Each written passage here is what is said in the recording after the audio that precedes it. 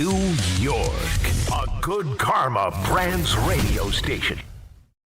Don. I was fighting with obesity. You were losing. Hahn. John, Peter, thank you. Alan, I hope you make the team. And Rosenberg. Richard, have you ever heard of Brazzers? No. This isn't North Dakota. This is New York. This is Don, Hahn, and Rosenberg. The best threesome I've ever heard. On ESPN New York and streaming live on YouTube. That's the consensus best open, right? Oh, no, there there's it no is. question. There it is. That's number one with It's a bullet. got you were losing. It's got Namath, and then it's got Richard and Brazzers. I mean, what Right. That's the best open. With What the else? bullet. That's the What else do you trifecta. Oh, yeah. And I mean, one day we have to have Namath back on to see if he can declare that I've made the team or not. After this, Like winner final cuts. we'll say to him, hey, we want you to pay attention this segment. And afterwards, because I can't assume he's listened since he left. Fair point. But listen for the segment and see if he But believes you. I thought the easy question would be to combine everything and ask him if he's ever heard of Brazzers. Well, no question. And the question is, he yes. might The have answer is invented it. yes. Yeah, He said, Joe he said it was Braz- called. He said no. Brazzers back then No. was called Bachelor's 3. No. It was called His Life. It was called Thursday afternoon. Right Joe, after Joe practice. Brazzers Namath. Don, Hahn, and Rosenberg coming to you live from the NHL Shop. Yep. At Manhattan West Plaza, and it's all powered Plaza. by Plaza? Game 7 We're going with brands. Plaza? I say Plaza. man. Plaza. Listen, I'm a the whole- Plaza guy. It's because Plaza, right? You are a Plaza guy. I'm a Plaza guy. Plaza. Well, Alan, honestly, No, don't. I guess Plaza. you know why? Because you're thinking the Plaza. Right. I'm thinking Garden State Plaza. No, I'm thinking Jersey You got suburbs. that's you're a Jersey. thinking big city. So Plaza's a No, Jersey so- thing. You don't say Garden State Plaza. You say Garden State Plaza. I hear what he's saying, that Plaza makes it sound nicer, but just to be clear, my Garden State Plaza was Wheaton Plaza. I assure you, it's rougher Okay. than Garden State Plaza. Okay. And I still called it Plaza. Well, there's nothing rough about it. It was just the Wheaton, suburbs. Well, Wheaton has its moments, but I still called it Plaza. I'm I not. just- I've lost confidence in it. I don't know. Yeah, is it a thing? Is Plaza a thing? I could be swayed. I think I can be swayed. I think But we swayed you already. We are live. And I say Lake Placid as well. No, please don't ever do that again. I don't- Especially think of in a all- house of hockey House of- to I ever was gonna say say, that. Lake Placid. Sure. And think of all those people that went to the movie Lake Placid thinking they're going to see Mike Eruzione, Oh. and there's big alligators jumping out of lakes. Was not expecting What's that going, at all. That doesn't make sense. Does it? Where's Herb Brooks? That's you'll take it to your effing grave. I thought he was the villain. By the way, real quick, before we get into all the excitement in Michigas of today, give me a quick breakdown, because I am deep in the throes of a move. Yesterday as a day was a rumor to me. What was the hardcore lean into the show yesterday? Tomlin Giants. The fire Tomlin chants in Pittsburgh And were leading to do Giants fans now want to say, come home, come here, come to New York. That was big. That got the and biggest we got reaction. a lot of Steeler fans calling in. Danny from Long Island, of course, leading Right. the way, saying buyer beware, which had a lot of Giants fans then calling in, wondering if maybe Tomlin's not the right guy for the job. So there's a lot of confusion right now. And two really ignorant football people on Don, Hahn, and Rosenberg that loved the Giants last night. Yeah. And I'm talking about you and me, and I do it again. You know what the funniest part is?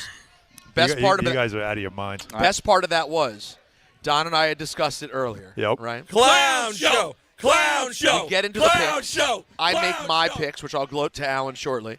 I made the first two, and then Don's like, "Oh, and we're going Thelma and Louise for the third one." I'd already picked another game I liked better. Oh, well, that's on you. But I wasn't going to leave Don because he had already went Giants. So I went with the Giants, and I liked them. All right. But I sat there on Did Sunday you like going, him after the first quarter? I didn't. But again, Oof. I should have. It was bad, and it's really bad. But we're here at the NHL Shop. I do it Mark again. It's on Messier them. is here.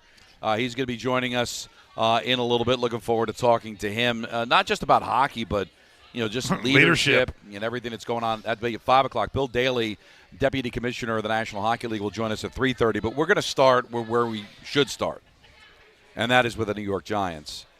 And it's enough for me to just say, okay, I'm cool. Let's just blow the whole thing up. That was embarrassing. In all ways, shapes, and I hear forms. Anthony. And a little squeak in the background from Anthony Pusick say, I told you so. But you know what, Anthony, you have a dark black heart, and Haven't been you're wrong always yet, gonna have I? lean towards that anyway. So you just happen to be right because you're always going to err on the side if it's awful. Yeah, I feel the exact same way. Anthony gets no credit here. I said, Neither do you. I tried to look at it logic. I'm taking the passion out of it. You know how passionate a Giant fan I am. So it's easy to just say, blow the whole thing up, get rid of it. But I was trying to look at it logically, that there's a road for Kafka to be able to keep this job. There is talent on this team, and that maybe if you want to give Joe Shane another kick at the can, I can understand that. The NHL's already had the Giants have already had him be a part of the hiring process. But when you have a game like last night, and listen, they fell to a superior team. All right, there's no shame in that. But to just see what happened with Cotter again, discipline, not playing to start the game again, Dart getting leveled at the sidelines, and your kicker. I never saw anybody kick more ground than ball. Like, he was a foot away from the ball. I know you were busy. They missed the field goal because he kicked the ground several inches away from the ball. His toe. The ball was safe, Peter. Just picture this. The toe caught the turf before it reached the ball. It's like he was just kicking the ground. Wait, this is the one where he then picked up the ball and got he got completely demolished. demolished? Yeah, right. Wait, what, I was on my phone. That's what happened? That's what happened. So, just to be clear, though, because, I had to get the explanation of what the hell was that. After the game, the way it was explained was that the ball wasn't steady when the holder, I forget who, it wasn't steady, and Koo kind of hesitated, thinking he's going to pull this away, and he didn't. So his approach was completely messed up, and it was like a golf shot for one of us. Just a lot of chunked it. Totally Absolute chunked dirt. it, but chunked it so much that the club stuck in the turf it instead of didn't at even least move. like It it just didn't come through. Yeah, no, it's amazing his leg didn't snap. So that was such a, and I say this because, and I say this with all the love and respect and emotion that I can have as a Jets fan, it was a very Jets moment for the Giants. That right there. As Peter is now watching back the replay. Oh, no. Yeah. No. I never saw the up close. That has never been happening. Never. No. Have you ever? There's a lot of football you've watched in your life. Yeah. By the way, I'm up to 40 years. 40 years. I'm 40 years in. 40. I've never seen. Even Never. when I did the field goal kicking contest with Michael and Don, You the didn't ball do that. moved. I was horrible, but the ball moved You hit the every ball. time I kicked it. Yeah. I mean, Charlie Brown is seeing this and going, "My God, man, That could have been worse. could have been worse." Charlie Brown is saying it could have been worse. You could not just slip; you could just catch ground. Just catch ground. No, this is bad. So chunked it bad. So that was the epitome of the performance last night. And Gold looks fine, and by the that's way. why I say that when you see something like that, and you see what's going on with Abdul Carter, and it's easy to blame. Alan and I were talking before the show. It just shows you just what a ridiculous bacchanal was going on with Dable. You do whatever you want, just win me games so I can keep my job. Yep. Show up to meetings late, don't show up at all. Who cares? Just show up on Sunday to win the games. It was bad, and they got it right getting rid of Dable, but still, when you see something like you saw last night, you're 2-11. And I talk so much about, well, look how close they got these leads. But you look at the parity in the NFL, is it really saying something that you're not getting blown out? Is it really saying something that you have a lead in the fourth quarter when you end up losing at the end of the day anyway?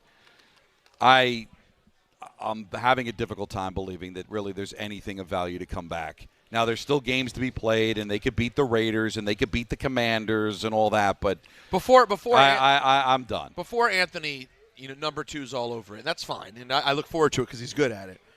I'm just still – none of this still convinces me, though, that Shane needs to be a part of this. I just still like what they've put together on paper over the last – I know – I'm glad you said that. I do. I just look up and down both sides of the ball, and I see a bunch of pieces I like. But is that all it is? See that? I was with you guys up until kickoff. But what is that? What does the general manager have to do with what happens after kickoff? Well, he built the team. It's been poorly coached. There's been no accountability. But both could be There's right. There's talent there. They have not done the talent justice. The way they've used it, the way they've developed it, and what they have done. And Kafka comes in, and he knows all season long we've had a problem with Carter.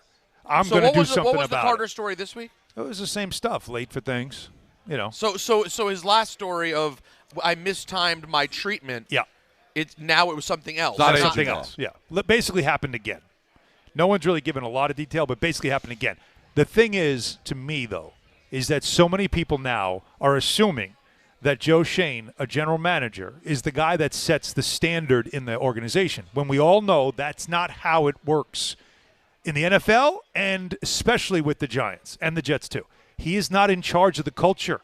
You know what he's in charge of? Scouting, drafting, free agency, contracts, building the roster. That's it. And not because, Don, not all GMs are the same, right? Fair. Ozzie Newsome, Jerry West. There are guys who culturally, because they were players. But just stay in the NFL, though. Well, I won't be able to name that many. That's because it doesn't exist anymore. There are not that many of them. People always assume that the hierarchy is general manager who hires the coach. He is part of the coaching search. He's not going to hire the next coach. He's just going to be part of the search. I understand everything. And, again, I was with you guys up until kickoff because I've seen talent here, and I was willing to give him a chance with another coach to build a winner. But it's more than just drafting and acquiring talented players. It's having them fit into a culture. It's having them know how to win, making sure that you bring in good character guys who understand New York. What do we say about Brian Cashman all the time? Is he bringing in guys that can handle New York, that can handle the media, that handle the constant criticism for not winning the championship? It's easy to go play in certain markets where there isn't that requirement every single day, but it is in New York, when you're expected to win or at least be progressing towards winning. So that's where I kind of disagree with you and Peter, is just get talented players and let the coaches put the culture together and all that. No. Ownership, general manager, head coach, players. They may all be disconnected. I agree. There isn't that ladder anymore where the owner's in charge and the general manager's in charge of the head coach and the head coach is in charge of the coordinators and the coordinators are in charge of the players. I concede that that's not necessarily how every organization does it, and I'll concede that doesn't necessarily have to be how you win. But they all have to be on the same page of it's got to just be beyond the talent and the analytics of this guy can do this and that. Can you fit in New York? Are you the kind of player that can handle it? Are you going to help us win? Because that's ultimately what it's all about, guys. Yes. It's not about hanging in games. It's not about sending 8-9 guys to the Pro Bowl. It's about winning football games. And they don't win. And why don't they win? Because there's something wrong with the culture of this organization that has really been completely disconnected since, God love him, and I hope he survives this cancer battle, since John Mara has become the full responsibility of this organization football-wise. Because once all of Ernie Accorsi's players were gone and all the coaches were gone, and it became about John Mara, no longer about Accorsi and Wellington, it has been nothing but complete garbage. And when did it start? What was the moment? The seminal moment I think in franchise history. Odell Beckham Jr. and Josh Norman. Giants, Carolina. Odell Beckham Jr. allowed to do whatever the heck he wanted to do because Tom Coughlin desperately needed him to stay in the game to win, to save his job. And since then, it's been an absolute joke because then it just became about every man for themselves. And by the way, do whatever the players want to do because they can help me win. And that exact mentality, sadly, and we all know Coughlin was great. He shouldn't have even been scared of losing his job at that point, but he was, and as a result, coached that way and made bad decisions. But we see it translate all the way to now, where you had a coach in Brian Daboll who was coaching Jackson Dart in a way that was dangerous for Dart because he needed every single win. That's why he nearly made love to the man on the field after the first win. And don't forget, also looked away when Abdul Carter was doing whatever he was doing. And slipping on the sides. And who made that decision? And I said it at the time. I would have let them both go. Or give them both a contract extension. What John Mara did was half pregnant, as Michael Kay would say. Oh, I'll let you come back, but it better be better than it was last year. And they came back, and they were awful, and they were trying to save their jobs. And one wasn't able to do it. One's still trying to do it. And maybe I'm overreacting because I really thought they were going to play better. And maybe we were all wet on the Patriots, and they are the best team in football. And they're going to lift the Vince Lombardi trophy, and we're going to look back and go, oh, the Giants only lost 33-15 to the Patriots. I don't agree. Well, looking at that game, guys, that's an embarrassment from not being able to kick, from players being suspended, from Jackson Dart getting obliterated on the sidelines. That's him. That's a whole other conversation. Now, one thing I want to add is that the real seminal moment was Tom Coughlin walking off the dais after saying goodbye, John standing up to shake his hand, and Tom No, you're right. In the indignity of walking right past the handshake, which told you everything you needed to know about where the franchise was headed. TC was so disgusted that he couldn't even shake the man's hand. They won Super Bowls together. Think about that. He was so disgusted with your choosing the players over me. But the standard. Right. You're choosing keeping a guy like that happy rather than letting him know we have a standard here and you have to fit in it. And they didn't do that. And from that moment forward, they have not been the same. But we were on the same page. Oh, yeah, no, no, it's all absolutely. about It's the all same connected. stuff. It's Tom Coughlin having to fight for his job and realizing my only chance to do it is all let connected. Odell do whatever he wants to do. But I don't think it's fair to start now making this a blanket blame game.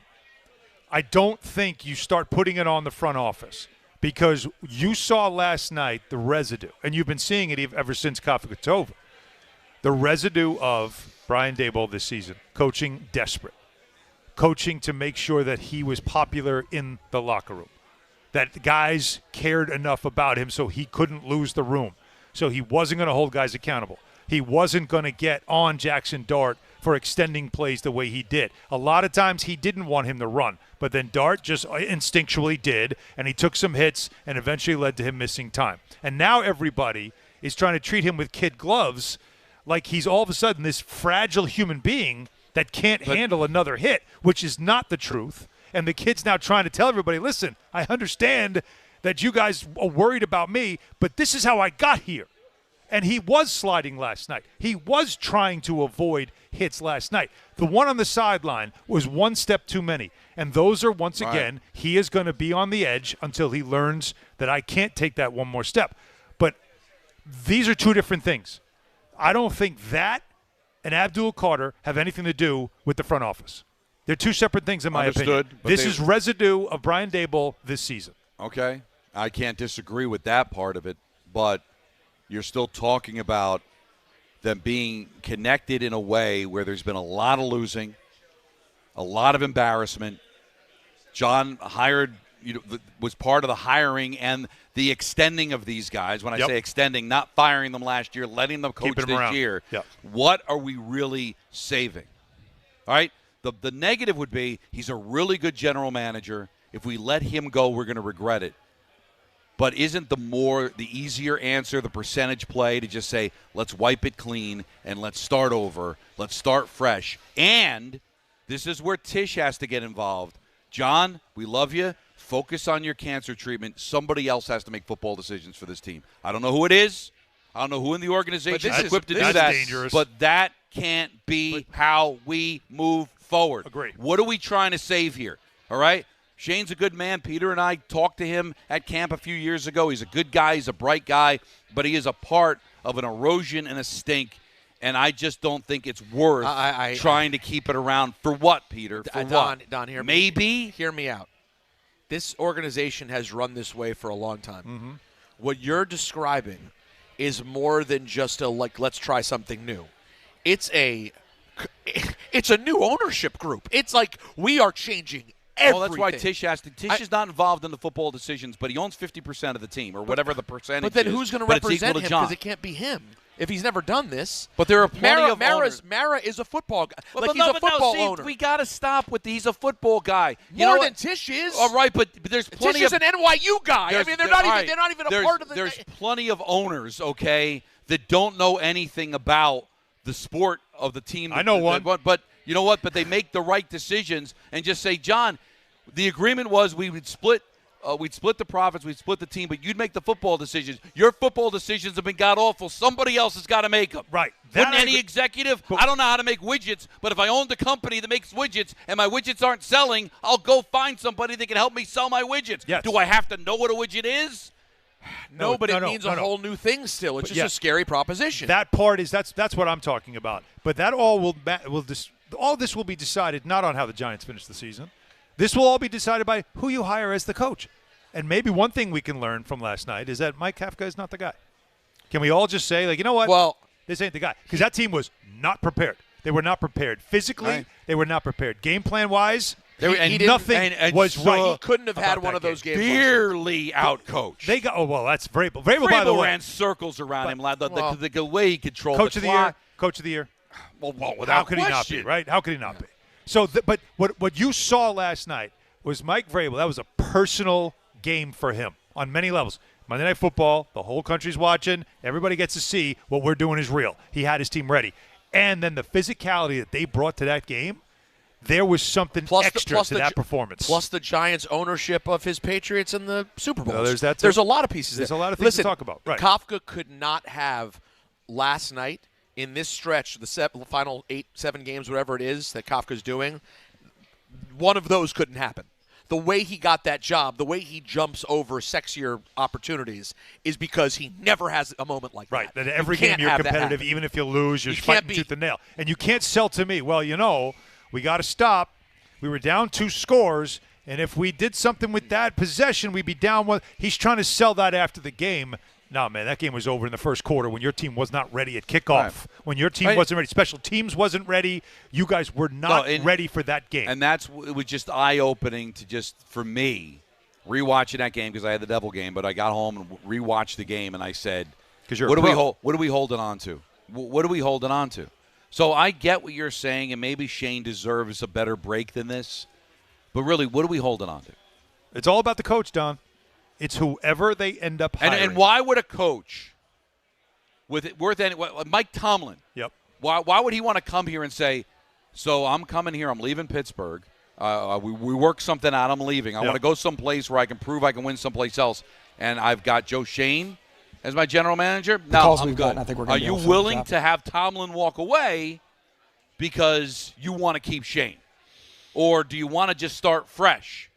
I start fresh. I think if you're getting a name like that or McCarthy or somebody like that, those guys come in with somebody they have in mind to run all that stuff. Yeah, because those guys, when you bring in a resume coach, which the Giants desperately need, when you bring in a resume coach, the resume coach is the voice. The resume coach is the guy in charge of everything. And the GM kind of works for him. Okay. Get me the players I want. This is what I'm bringing you in to be my general manager. Again, this is not the old school. The GM's the leader, and he hires his coach. That's not how it works in the NFL. The head coach is the one voice, the standard setter, all those things. Our culture is based on what we bring. Look at Vrabel. That's what you do. But I now have my guy in the front office. We can work together because he knows the players I want, the style I want, and all that stuff. That's what will happen if you bring in a resume coach. But right now, unless something got changed and they didn't alert the media yet, Joe Shane's going to lead the search for the new head coach. I think that's so. If I'm Joe Shane and I find out Tomlin wants to bring in his own guy, then I guess I'm not making that call, am I? Oh, Mike McCarthy wants to bring his own gentleman. Oh, for some reason his line's busy. I'm going to try somebody else. Are you really think that what would you Mike Tomlin wants to call, and the Giants just didn't get the call? Come on, that's not going to happen. If Mike Tomlin wants a job, if Mike McCarthy wants the job, it goes over Joe Shane's head. All right. I mean, to who though? Well, you really think that Joe Shane's going to block? That he's going to be like, I don't know, the phone didn't ring. I think there is a chance. No chance. They'll be in the media. They'll be all over the media. We're going to need emergency breakthrough. We can't get through. It's busy. I don't know. Ask the operator. I've heard of it. Yeah, I was on the phone all day. My kids were online. I didn't have AOL. They were on AOL. Absolutely abused that. Come on. Listen, we're here at the NHL Shop. Big day because it's all wrapped around Game 7 brands. Mark Messier is going to join us coming up in a little while at 5 o'clock. We're also streaming live, by the way. You can still see us here. Yes, you can see us on YouTube, which is awesome. Nice. So we're going to take your calls on the Giants. We're going to get into Devin Williams. All of a sudden, can't handle the Yankees, but it'll be great with the Mets. He loves New York. By the way, that was the weirdest. I thought it was sports pickled. There's a lot of weird stuff happening. A lot of weird stuff. So we got that to do. But one of my favorite people in the NHL is Bill Daly. He's the deputy commissioner of the National Hockey League, and he usually is the one that gives away the Clarence Campbell Bowl to the Western Conference champion. And he's really in tune. He's a local guy, and he's one of my favorite people to talk to. And we're going to have him in. The Olympics right now, a problem. They have not finished the buildings yet. There's so much to get into with the NHL. So Bill Daly is going to be joining us next. It's all happening right here. Hahn and Rosenberg coming to you live from the NHL Shop at Manhattan West Plaza, and it's all powered by Game 7 brands. I'm sticking to my instinct. You said you weren't confident, but okay, it's a Plaza. Well, I'm working. I'm workshopping. It's a Plaza now. I didn't know. On ESPN. Never.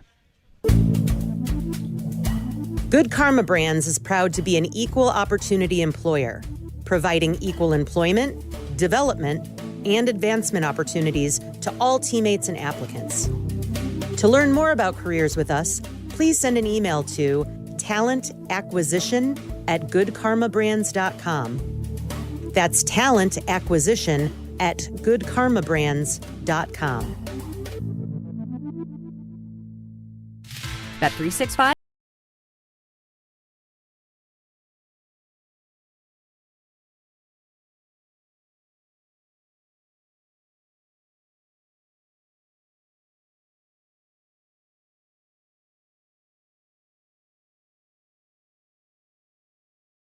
Bet365. Gambling problem? Call 1-800-GAMBLER. 21 plus only. Must be physically located in New Jersey. T&Cs apply. Whether you're shopping, gaming, or streaming this Black Friday season, don't take slow for an answer. Get Optimum Fiber for the fastest, most reliable, and most consistent internet speeds. Starting at $25 a month. Call 888-4OPTIMUM or visit Optimum.com to switch. Act now and get a full year of Netflix, an unlimited mobile line, a $400 prepaid card, and more, all on us. Call 888-4OPTIMUM or visit Optimum.com today. Optimum, don't take slow for an answer. Terms apply. See Optimum.com for details. New York Presbyterian treats more heart patients than any other hospital in New York. From common to complex conditions, our cardiologists and heart surgeons are pioneers in advanced heart care, leading the way in minimally invasive treatments for faster recovery times. Find a doctor at nyp.org/heart. Stay amazing. New York Presbyterian. New York Presbyterian Hospital based on U.S. News and World Report 2025 to 2026 Cardiology, Heart, and Vascular Surgery Rankings. And now let's take a look at the traffic with Brandy Scott. Thanks so much, guys. Good afternoon. Weather making it a sloppy ride out there on the roads. We're going to start off in Jersey, 80 westbound, bumper to bumper, heading over to exit 58 for Madison Avenue and Patterson. Car spun out on the roadway. You're backed up to the Garden State Parkway in Saddlebrook. Inbound George, not too bad for both the upper and lower decks, but you want to take it slow. Some foggy conditions. Best if it's the outbound side. Looking good on the southbound Deegan and Westside Highway. Outbound Lincoln and Hull and Sunnels are only about 5 to 10 minutes each. Flooding slowing you down on the FDR northbound. A lane out by East Houston. You're backed up there to the Brooklyn Bridge. Some solid slowdowns on the Staten Island Expressway westbound. A crash just picked up by the West Shore. This report is sponsored by the New York City Department of Transportation. Speeding ruins lives. Drivers, watch out for pedestrians and cyclists and slow your turns to less than 5 miles an hour. I'm Brandy Scott on 880 ESPN New York. Actual price will depend on product and subscription plan. Featured products are compounded drug products, which the FDA does not approve or verify for safety, effectiveness, or quality. Prescription products require an online consultation with a healthcare provider who will determine if appropriate. See website for details, restrictions, and important safety information. Want a boost in and out of the bedroom? Hims has you covered. Introducing a new 2-in-1 approach to level up your game. Tadalafil for better bedroom performance and zinc for testosterone support. Put it all together and you've got what you need to turn things all the way up. Getting started is simple. Just go to hims.com/joy to start your free online visit. Through Hims, you can access ED treatments including pills, chews, and more. 100% online. No office visits, no pharmacy lines. Just fill out a simple intake form and a licensed medical provider will determine if treatment's right for you. If prescribed, it ships free and discreetly to your door. Find affordable treatment options at up to 95% less than brand names at hims.com/joy. That's hims.com/joy, HIMS.com/JOY.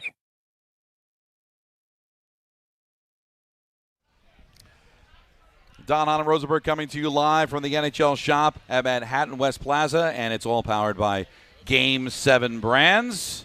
And it's a pleasure to welcome in Deputy Commissioner of the National Hockey League, one of my favorite people, Bill Daly. And I say that because I'd go out with my friends back before kids when there were other responsibilities, where I'd go out and watch some hockey with the Stark brothers. And who'd be sitting there? Bill Daly watching games on the dish because he's the deputy commissioner, wants to know what's going on. And he's also very social, so he wanted to have some fun. You can't have a drop for a person that's sitting next to you. He's right here. Well, still, but Don's saying they hung out at Hula Hands. That's the name. No, I went over and said hello. We didn't hang out. It was local. It was very local, but how are you? I'm great. How are you guys? Good. Good. This is exciting here, huh? I love the old place, right? Because we did the NHL had live. A history in the old place. Yes. But this is next level. Just the location so close to the garden and how many floors. It is really absolutely. There's no broadcast position here, though, Don? No. Well, but I'm not doing a show anymore. So this is the broadcast Yeah, position. this is the where we've position. done it. Right in the sales floor. Yeah, it gets tremendous traffic around Ranger games, as you might imagine. Yeah. So it's been really good for us.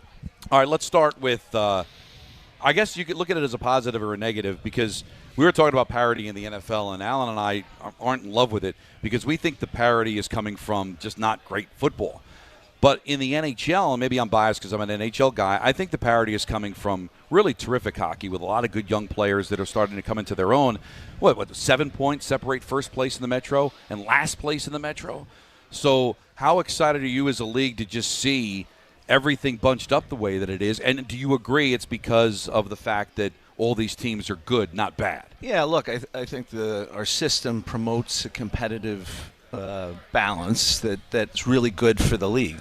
Having said that, I mean, just comparing this year to last year, and this season to last season, you have a handful of clubs who I don't think anybody expected to be winning as many games as they are now, and just because of the influx of young talent, which has never been better, they're competitive, and so we don't have a lot of non-competitive teams, which is good for a sports league.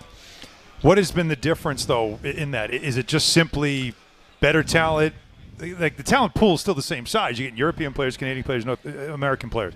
So what is the difference in what makes it more competitive? Because you've added more teams. You would think it would dilute the talent, but it hasn't done that. It does seem like the game itself is at a level that I don't think we've seen ever. So I think the pool, in terms of numbers of players, hasn't dramatically changed, right? But the skill level of the players is at an all-time high. Right. It really is. And the players coming into the league are coming in more skilled than they've ever been before. We have, 5, 6, 7 superstar teenagers, which we've never had in our history. So that's added to the depth. And then we have superstar senior citizens who are pushing stories every night, including Sid last night. So it's we have a really, really good balance, and we have kind of that middle level veteran who is creating great highlights every night. So it's been a really, really good balance for us this year, and maybe part of it's the Olympics and the upcoming Olympics, and everybody wants to qualify, and everybody's playing harder. Not harder, but differently. With a purpose. With a purpose, for sure. So we'll see how that all plays out, but I think that's been a positive as well. Peter, how about this? Sid the Kid is a senior citizen.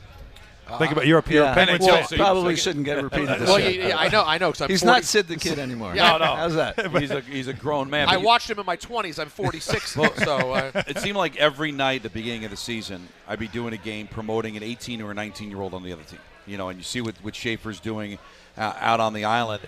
But when I was growing up, you never got that opportunity. The young kids stayed in the minor leagues. I was looking up Scott Niedermeyer was drafted, third overall. He played 4 games his rookie year. Mm-hmm. Why do you think general managers are more apt to let the kids play? Is it the style of game, or is it the desperation of the job? Like, I might have it long. I got to get this kid to play right away. I mean, there's a combination of factors. Obviously, it goes to the skill level, though, and their preparation to enter the game at an earlier age than they historically have. It goes to their maturity, both physical and mental.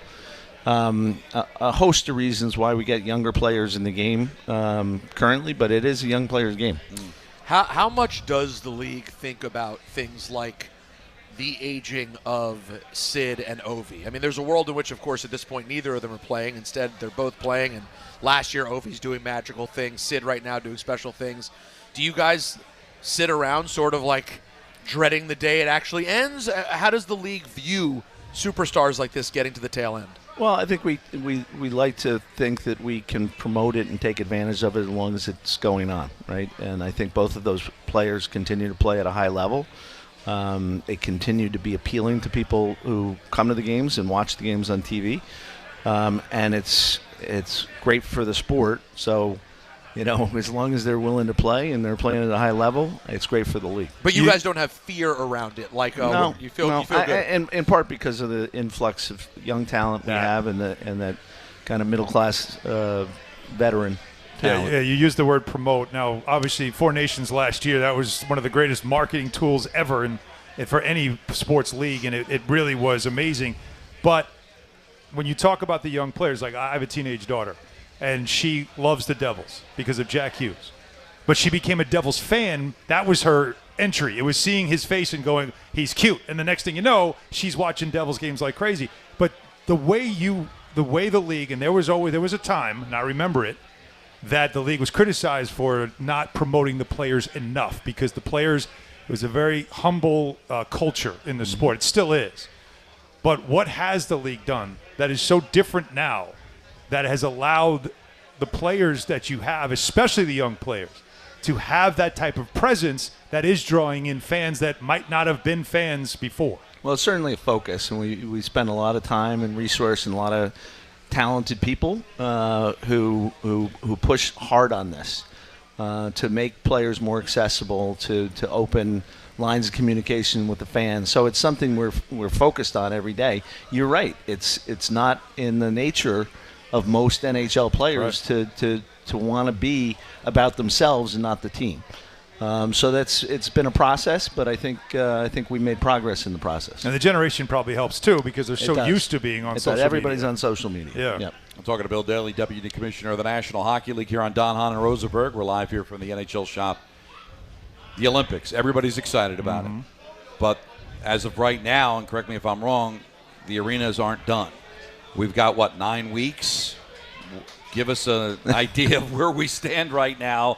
Is there going to be a place to play, and what can be done if they're not finished? Look, I think at the end of the day, they will be done. We will be able to play. It's going to be a kind of a race to the finish. It, for some reason, always seems to be around Olympic Games, with Sochi being a potential exception to that. But that's just the way it works. They still have a lot of work to do. We had technicians on site after our Global Series games, which what was two weeks ago now. They'll be there again. There's going to be a test event in Hockey 2, which is the secondary building. There's going to be another test event in Hockey 1 scheduled for mid-January.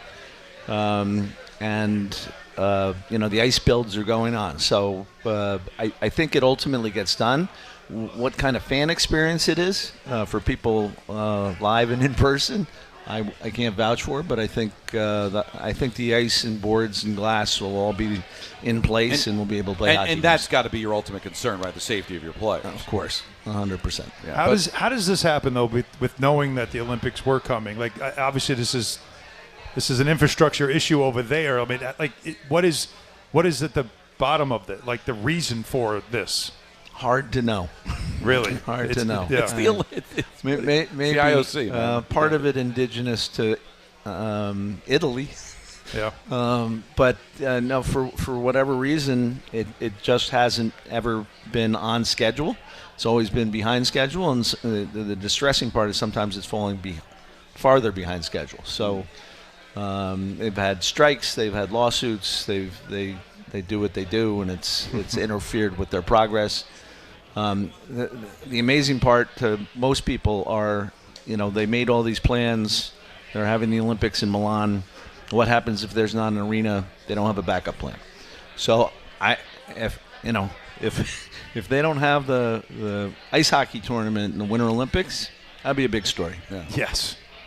You're looking around the NHL store, and every time we're here, they're always fans of every team coming in, and this is one league where it seems like practically every jersey is awesome. Like there's a look of almost every team that I think everyone agrees. We were just debating, right? What are the best ones, right? Yeah, there's just, and this goes back all the way.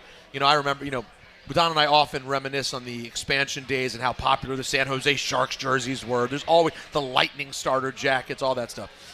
Obviously, there are some teams at the top of the league. When I say that, I mean in terms of popularity, market size, etc., that I'm sure do a lot to constantly keep this league doing well. Who are the teams that might surprise you about whose popularity, either in market or nationally, does really well, and maybe you wouldn't think of them first the way we would the Rangers or the Penguins, etc.? That's a great question, and I don't know if I can single anybody out. I mean, what I would say is that we have people at the league who work with our suppliers to be creative, to design jerseys We're going to have a presentation at our upcoming board meeting with respect to color-on-color jerseys in games like we saw with the Rangers and Red Wings a couple weeks ago. Just utilize. I mean, look, I think our sweaters are iconic. I think they're one of the strengths of our sport and the history and tradition of our sport. And I think we try to think outside the box to maximize those as assets. How's that Utah merch moving? Really good job. It's moving very, very well. Actually, unbelievable, right? Last year, when they didn't even have a nickname, those jerseys sold really, really well. Utah, it was a good identifier. They kept that for one of their away jerseys, I guess, and adopted the logo on the home jersey. I think they've done a fantastic job. We talk about this with all the cap sports and nobody's going to ever cry for New York and California because they're big markets, but the taxes players have to pay by going into that market. And you look at the two Florida teams, 6 straight years Stanley Cup final for Tampa for 3 and now Florida. Dallas has been consistently good. No state tax, which means the value of the contract is different. How do you deal with that in a cap sport where $17 million is different in New York than it is in Dallas and Tampa and Florida, and the advantages that those teams can have? Gary said it's nothing. What says you? Well, I mean, it's a factor. It's one of many factors that come into play when a player is deciding where he wants to play, where he wants to move his family, where he wants his kids to go to school, what kind of weather the market has. We hear a lot about this in the Canadian media in particular as being disadvantaged in some way. What they failed to mention is the fact that they pay their players in U.S. dollars and their dollars, or their players pay their expenses in Canadian dollars. So there are financial advantages to playing in Canadian markets if you're NHL players. So, with respect to Tampa and Florida, there were 20 to 30 years that no players wanted to play in Tampa and Florida. So when you put a good team on the ice, you typically draw better players. It's shocking. A well-run organization will attract good players. Yeah. It's an amazing concept, but it is true. In Florida, you're going to have some outdoor games. I still can't figure out how you've reached a point where we have technology that in Florida you can put ice outside and play on it. But it's a real thing. Well, I guess we'll have to find out whether we can do that. Look, we haven't missed a game yet, and I think we're up to 40-something, 43 maybe. We've done Southern California. And we've done Southern California. I think the Miami one is pretty. I'm not going to say easy because nothing's easy, but we get to build the rink indoors basically because it's a retractable roof stadium. Right. So you really only have to open the roof for a nighttime game in South Florida. Oh, okay, so you're cheating. Temperature-wise, we can maintain ice without much of a problem. The big issues are rain and sun. Right. And so we'll be sheltered a little bit from that in Miami. Tampa is a little trickier. We have to bring in and kind of a man-made convention to cover the ice while we build it.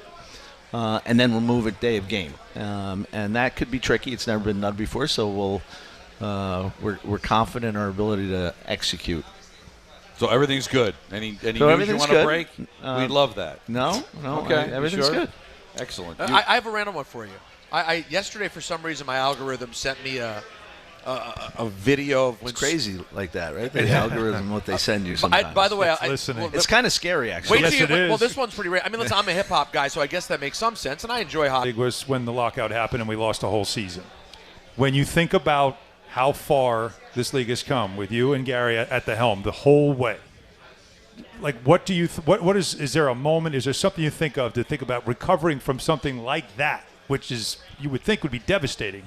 And yet, where the league is today?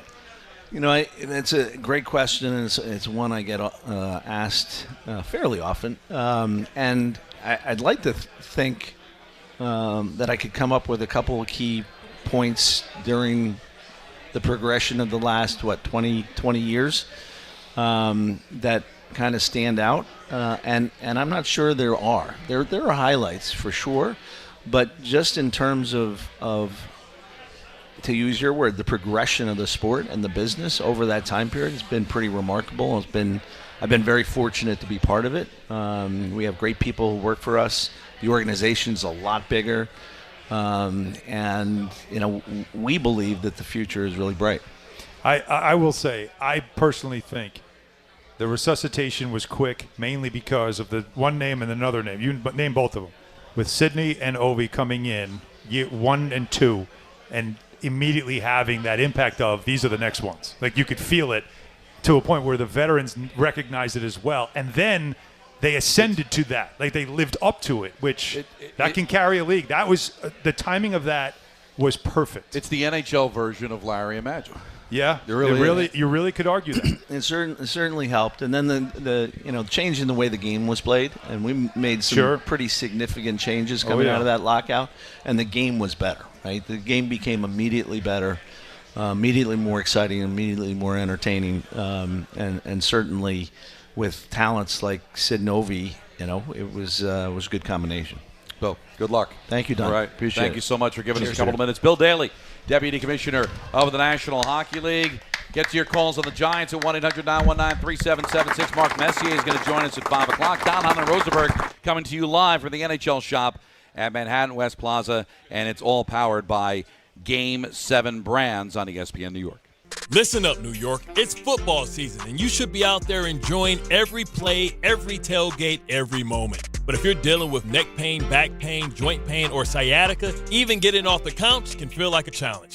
That's where Dr. Jay Shaw at Sandwell Pain comes in. He's one of New Jersey's top pain specialists, Ivy League trained, double board certified, and dedicated to getting you back in the game. Here's the difference. No surgery, no scars, no long recovery, no pain medication. Just precise, non-surgical, image-guided procedures that get real results. Dr. Shaw treats everything from neck pain, back pain, migraines, nerve pain, and chronic joint pain. And he builds a custom game plan that's right for you. Same day or next day appointments are available with offices in Woodbridge, Livingston, and Inglewood. And yes, most major insurances are accepted. So don't let pain keep you on the sidelines this season. Go to SandwellPain.com to call, text, or book online. Relief is closer than you think, and it starts today. Gotham City football is coming. Be at MetLife Stadium for Week 14 as the New York Jets face the Miami Dolphins for the team's first ever rivalries game on Sunday, December 7th at 1 p.m., presented by Avery Dennison. Fans in attendance will receive a Rivalries rally towel while supplies last. Lock in your seats now at nyjets.com/tickets. Once again, that's nyjets.com/tickets.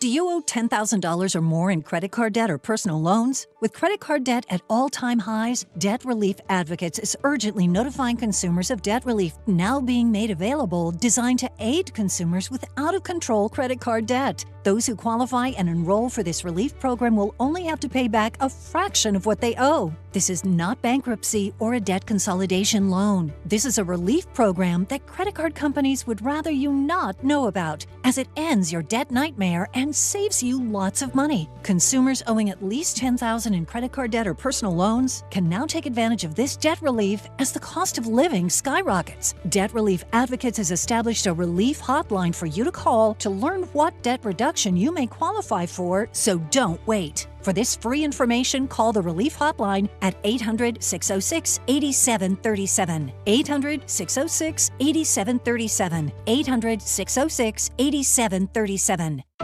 Talk about stepping up! Bang! Bang! It's time to level up your game. Introducing the all-new ESPN app. All of ESPN, all in one place. Your home for the most live sports and the best championship moments. The electricity is palpable. Step up your game with no annual contract required. It's the ultimate fan experience. Level up for more on the ESPN app or at stream.espn.com. Sign up now.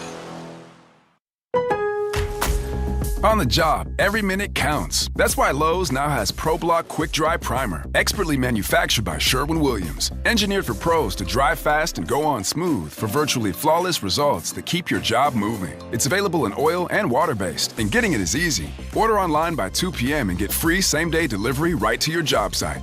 Lowe's, we help, you save. Orders placed after 2 p.m. will be delivered next day. Valid in select zip codes. Subject to driver availability. More terms apply.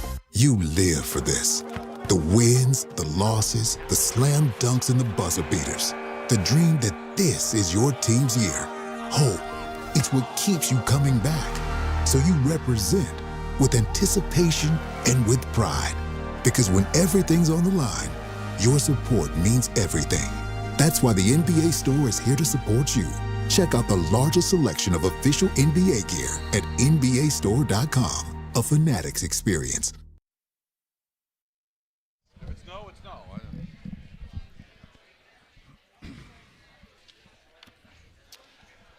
Don, Hahn, and Rosenberg coming to you live from the NHL Shop at Manhattan West Plaza. And it's all powered by Game 7 brands. I think I threw a Plaza in the last time. You might have. I was going to ask Bill. Workshopping the whole thing. Thought maybe if Bill said it was Plaza, not Plaza, then maybe you'd get off it. But I didn't get a chance to ask him. Yeah. We did ask him a lot of things, though, and he was – No, he's good. He was quite open about everything, which was great. Hey, the Olympics are a problem, man. And listen, they got 9 weeks, but I have a feeling that you're going to be watching, Switzerland, USA, and you're going to hear drills in the background. You ever see the movie Gung Ho? They had to get all the cars done in the right time, and wheels are falling off, and the windshield wipers don't work. But the thing is, he admitted. Did it sound like you might see games where there's no fans because they didn't finish the stands, but the bleachers. Make sure that the ice surface is okay. Did it sound to you like there's some funny business going on? Was it unions and people need to be paid? That's what he was saying. And it's all got to be on the table, right? There's stuff happening over there that it's out of their control. The only thing more corrupt than the IOC is the NCAA. Let's be honest, right? Because how the hell do you know that this Olympics is coming? And let's be honest, it is the biggest event, right? Aside from, of course, figure skating, which everybody watches. Which also they hockey, need everybody's watching. And so you got to build these rinks. You got to have them done. They knew it plenty of time. And they aren't ready. That goes beyond the NHL. That goes beyond anything other than guys are trying to make money off this, and they're not going to work until you pay them what they say you should be paying. And there's a ticking clock, right? Yep. So, hey, you want to get this done, and you want to drop the puck on February, whatever it is. And, my hand's empty. Listen, we need vacation. Maybe I can get it done on the 9th. I don't know if I get these guys in. They look a little tired. You might have to fill this hand. Yeah, fill this hand, and I can get it done on the 2nd, and everybody's okay. And he's not going to admit that, and that has nothing to do with the NHL. That's all has to do with the IOC. And let's also be honest, too. I'm never a big fan. I love Olympic hockey. I love international hockey.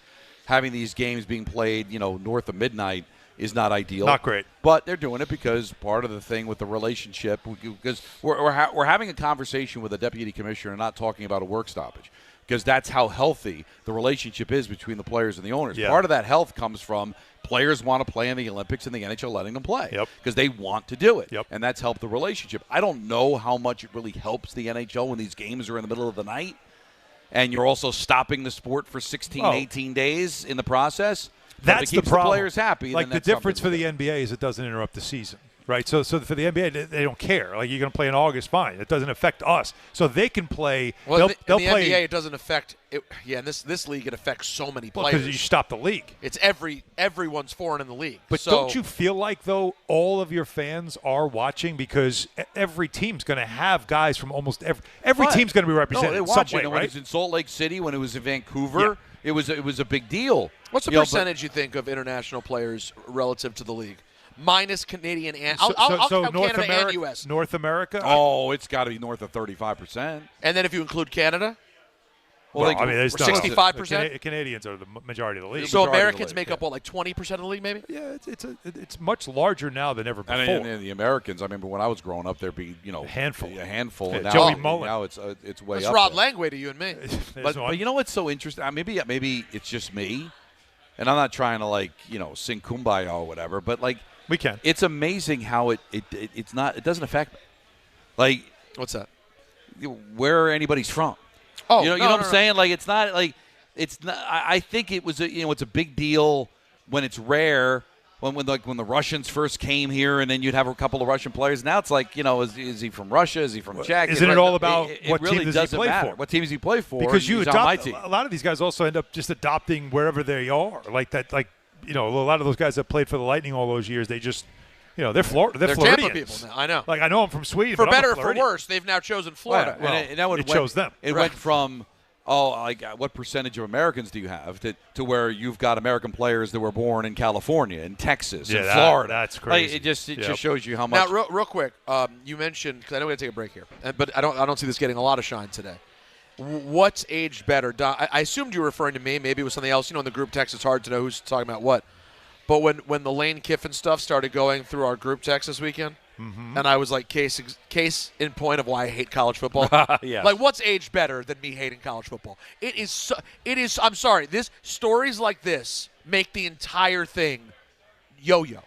The entire sport looks so silly to me. Yeah, because of the when rules. Stuff like this happens. And they all want to make one guy the villain when he's not the villain. The villain are the rules and the people that run the NCAA. Just because Pusic's all over it. 63.6% of the NHL is Canadian.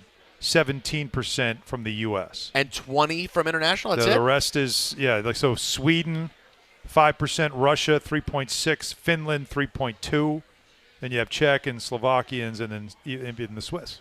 Yeah, as heavy as I knew it was Canadian, I would not have gone 63%. 63, yeah. Isn't that amazing? I thought 30-some%. Still 40. heavily Canadian. Yeah, it's still their sport. Yep. Right? Yep. It's just but it's crazy. But those percentages are much lower than they were. Back in the day, it was like 98% Canadian and 2% American, and no European players, or just a handful. Maybe a Stan Mikita who grew up, and then came over when he was a teenager, something like that. But we got to get your calls on the football because I've converted to now blowing it up. You want it all. You guys seem to want be to clean more the whole place open out to having Shane come back and all that, but I was so embarrassed by yesterday. And I'll be honest, maybe it was just because I thought they'd play well, but on national television, that kind of dysfunction, it's a mess. 1-800-919-3776 got into the Mets. Mets get another former Yankee to be a part of their bullpen. Dreamy. So that's something I want to And dive into I have a question as well. for Alan, too, in the 4 o'clock hour. Listen, we got plenty of time. I'll take questions. Including Mark Messier at 5 o'clock. Yeah. Always fun to talk to Mess. Don Hahn and Rosenberg coming to you live from the NHL Shop at Manhattan's West Plaza. And it's all powered by Game 7 Brands here on ESPN New York. Hey, this is Jalen Brunson. Jalen Brunson for 3. And this is your home for New York Knicks basketball. This is 880 ESPN. WHSQ and WCBS FM HD2, New York. 1-877 Cars for Kids. KARS Cars for Kids. 1-877 Cars for Kids. Donate your car today. 1-877 Cars for Kids. Donate your car today. Ready to get rid of that old car? Donate it to Cars for Kids. Call 1-877-CARS-FOR-KIDS to reach a friendly live agent. Donation's super easy, and your car can be picked up as soon as tomorrow. Call us now, 1-877-CARS-FOR-KIDS. That's Cars with a K to donate your car today. 1-877 Cars for Kids. KARS Cars for Kids. 1-877 Cars for Kids. Donate your car today. Hurry! It's your last chance to donate for 2025. Last chance! Donate now for a 2025 tax deduction. Your ambition just met its match with Robinhood. Trade stocks and ETFs, options, futures, and crypto all on one platform. Get started today at Robinhood.com/yourmoney. Your money, your move. All investments involve risk, including loss of principal. Options, futures, and crypto trading carry significant risk and may not suit all investors. Securities offered through Robinhood Financial LLC, member SIPC. Futures trading is offered by Robinhood Derivatives LLC, not FDIC or SIPC protected. Crypto offered through Robinhood Crypto LLC, NMLS ID 1702840, not FDIC or SIPC protected. Portfolio management offered by Robinhood Strategies, an SEC registered advisor. Some people just know you can save money on car insurance by checking Allstate first. Like to check the weather first, before wearing face paint to the game. Bro, your Go Cats is dripping into your nachos. Oh, and now paint is in my eyes. Interception! Did you see that? No! Yeah, checking first is smart. So check Allstate first and see what you could save. You're in good hands with Allstate.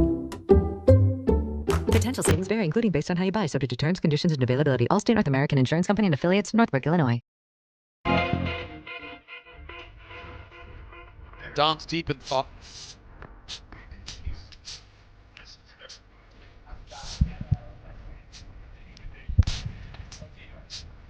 Game time is brought to you by Tullamore Dew Irish Whiskey, because when it's game time, fellas. It's Charlie time. Yeah. It's Tully time. Wow. Has it aged well? I don't know. I can't. I'm still. You know what? I'm still on the fence. You know what this reminds me of? Like Stern when he did the deep voice thing in the movie, and the woman sat on the speaker. I think that's where you went. We should test this.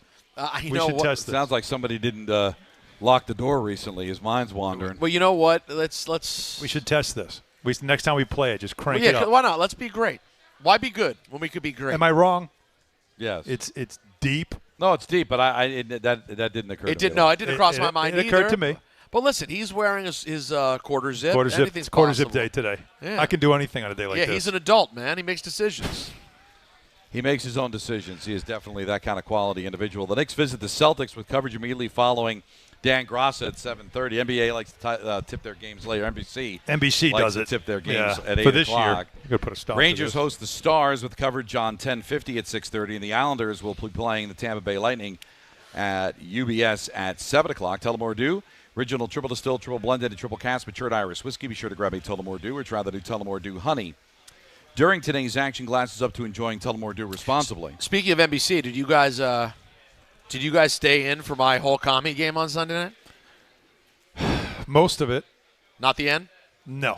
Don, you were I out? had to watch that back. I was out. Oh man, what a fun! No, I saw it. I mean, you could have zero interest. What a ridiculous game that was. Of course it was, and the Mariota thing, which I always go through with him, because it's like I want to like him, and then I start to like him, and then I'm like, nope. Well, he had unreal. The on a fourth down where the game would have ended, he's getting dragged to the ground and makes an incredible play that forces the pass interference to continue the game. He gets down the field and then reminds you why backups are backups when on that last play you got to see the guy come. You just got to do it. But did that bother you though? Like I know that you're. I wanted to win. Yeah, It's a fun game, it's right? It's a fun game, and you want to win. And the way I look at they're not getting some great draft pick. You want to have Jaden come back, and they've won a game, and maybe they put a little something together to feel good about at the end of the year. They're not blowing this thing up. They got to try to figure out what they're doing. Yeah. So got to know who's good. But at the same time, I respect going for it in that spot. They've been playing for an hour. They've been playing for 9 hours. The season's lost. You go for it. It's the right thing to do. Getting in the field goal range is so easy now, right? So once it's the next possession, they're kicking a field goal, the game's over, right? You want to win the game there. Oh, because then both teams have scored. That's right. You're just giving up the points. Because I thought when you go back to the Giants. Oh, by the way, I thought the game was over. I need to tell you, when Denver rolls in overtime and scores, I'm like, oh, why isn't the guy celebrating that hard? He didn't even throw the ball into the crowd. Oh, you forgot the rule. And I'm like, oh, they let us. Oh, yeah. And then I went, oh, great. So we're not scoring a touchdown here. And then of course, I still don't love the rule. It's hard to get. What do you want? Just a period? I think play to 10 minutes. It's only 10 minutes, right?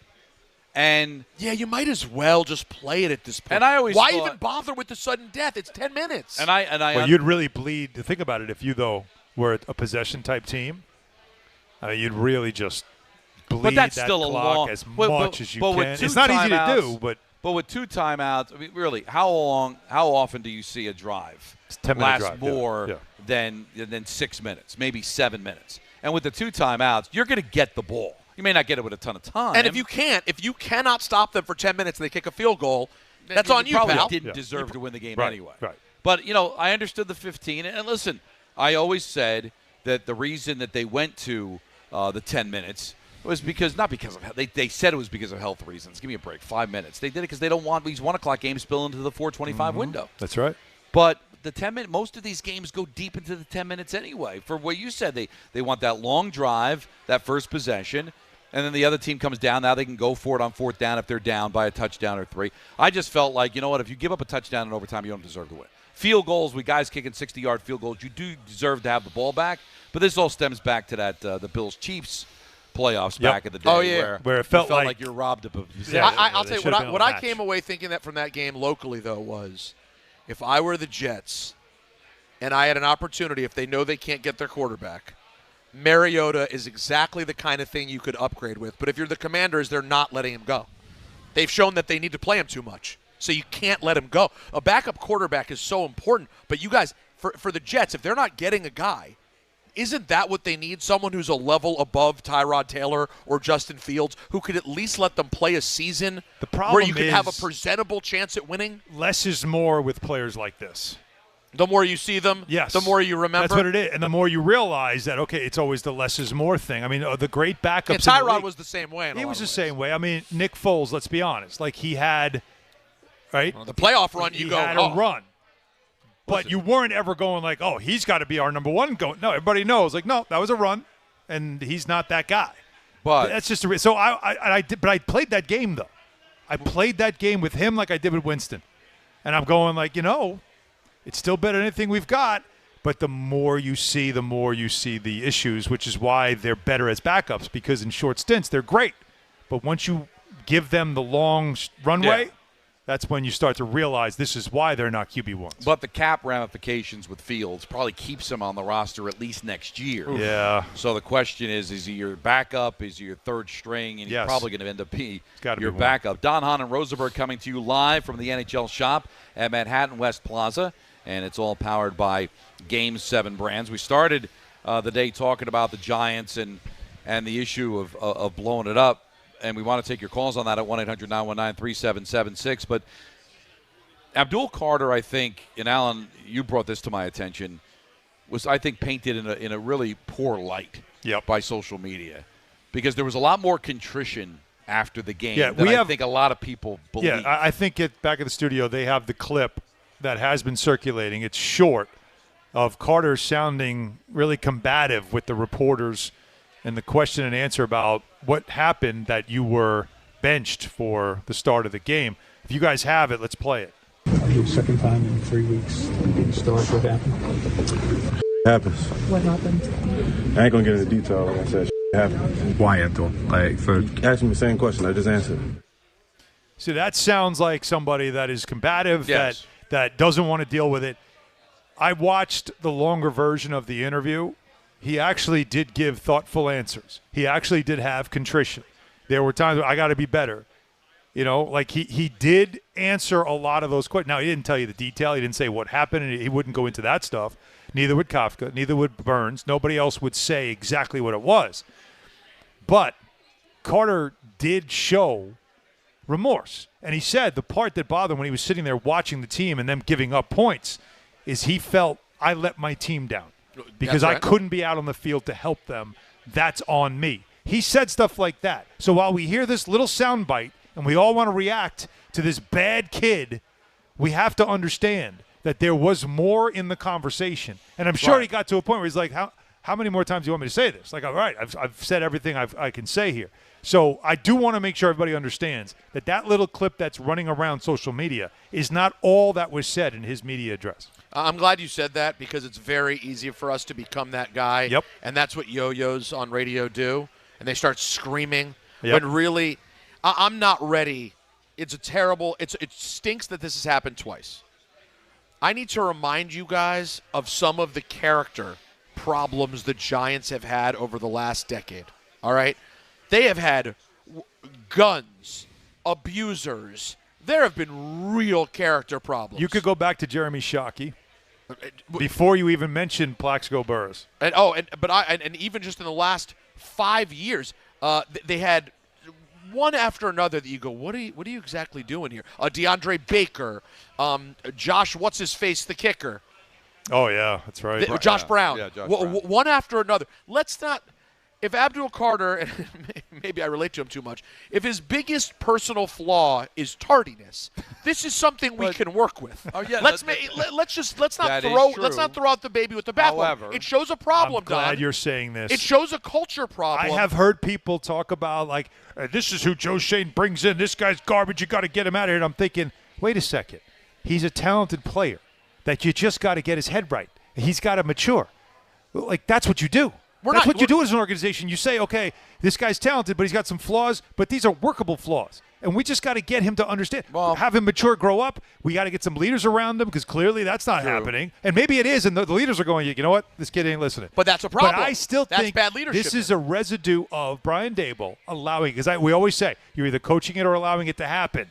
And to me, what we understand is he was allowing it to happen. So now when they make the coaching change, Mike Kafka goes, we're not allowing it to happen anymore. Correct. And he's just like, whoa, this is what I've been doing all year. Right. I've been getting away with it. I get that. And I'm glad you brought it up. But to give you the other side, where I think it reflects poorly on Shane, is remember, when he first got drafted, he wanted number 56. Yeah. Oh, you can't have 50. How about 11? 11, yeah. You know what? Play better. Yeah. All right? He had a you lack came of in, awareness. Lawrence Taylor and Phil Simms in the history of this organization. He hasn't exactly really impressed people in his rookie year, okay? And that's what really baffles me about Daboll is like, oh, I got to play the kid. Well, he's not playing well. Like, I understand Bill Parcells had a different set of rules for Lawrence Taylor because he might have 5 sacks in the game, 2 strip sacks, and a touchdown. You know what? I got to get that guy to play. I mean, did we notice Carter on the field when he did play? Fair point. Well, we did when he got into the game last night. You know what he needs? Right. I just realized. You know what he needs? Better help? He needs Lawrence Taylor Oh.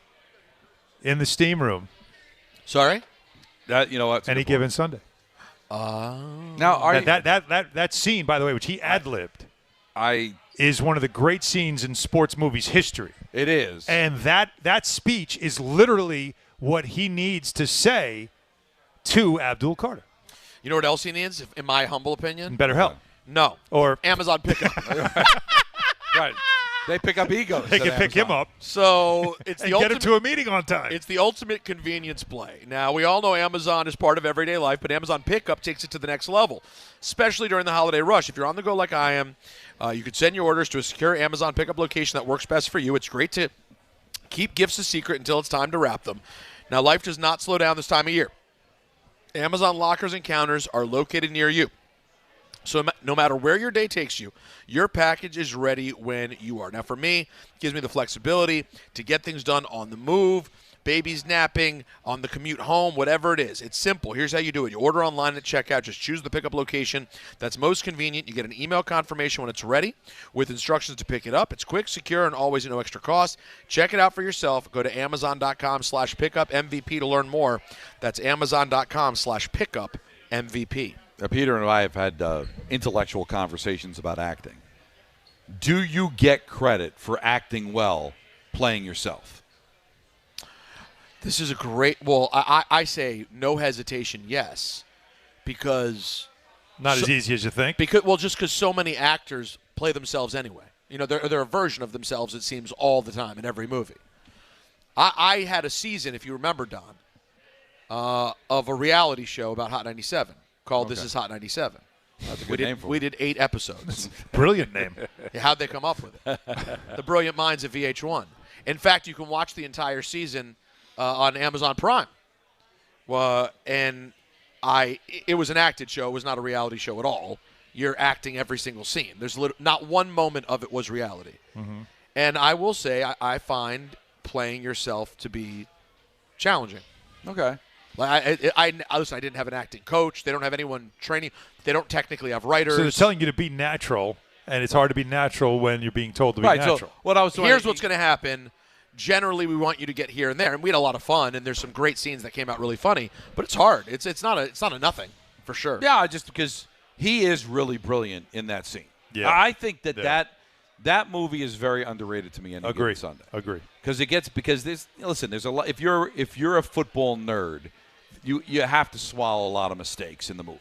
Okay, they took some liberties, and there's a lot of things. We know how you feel about continuity, right? And things of that. But there's some great performances. I thought Pacino did great. I thought LT was great. Jamie Foxx. There's a lot of great performances, and it's a movie about football. Mm-hmm. You can't go wrong with that. But I was just kind of curious because basically Lawrence Taylor's playing himself. But does he? Is he Lawrence Taylor?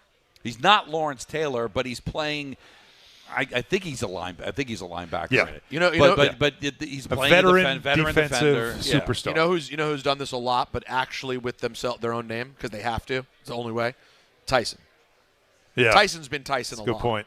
And the movie, you ever seen the movie Black and White? No. From like 2000. No. This is when he was in his craziest era, and in the movie he plays himself.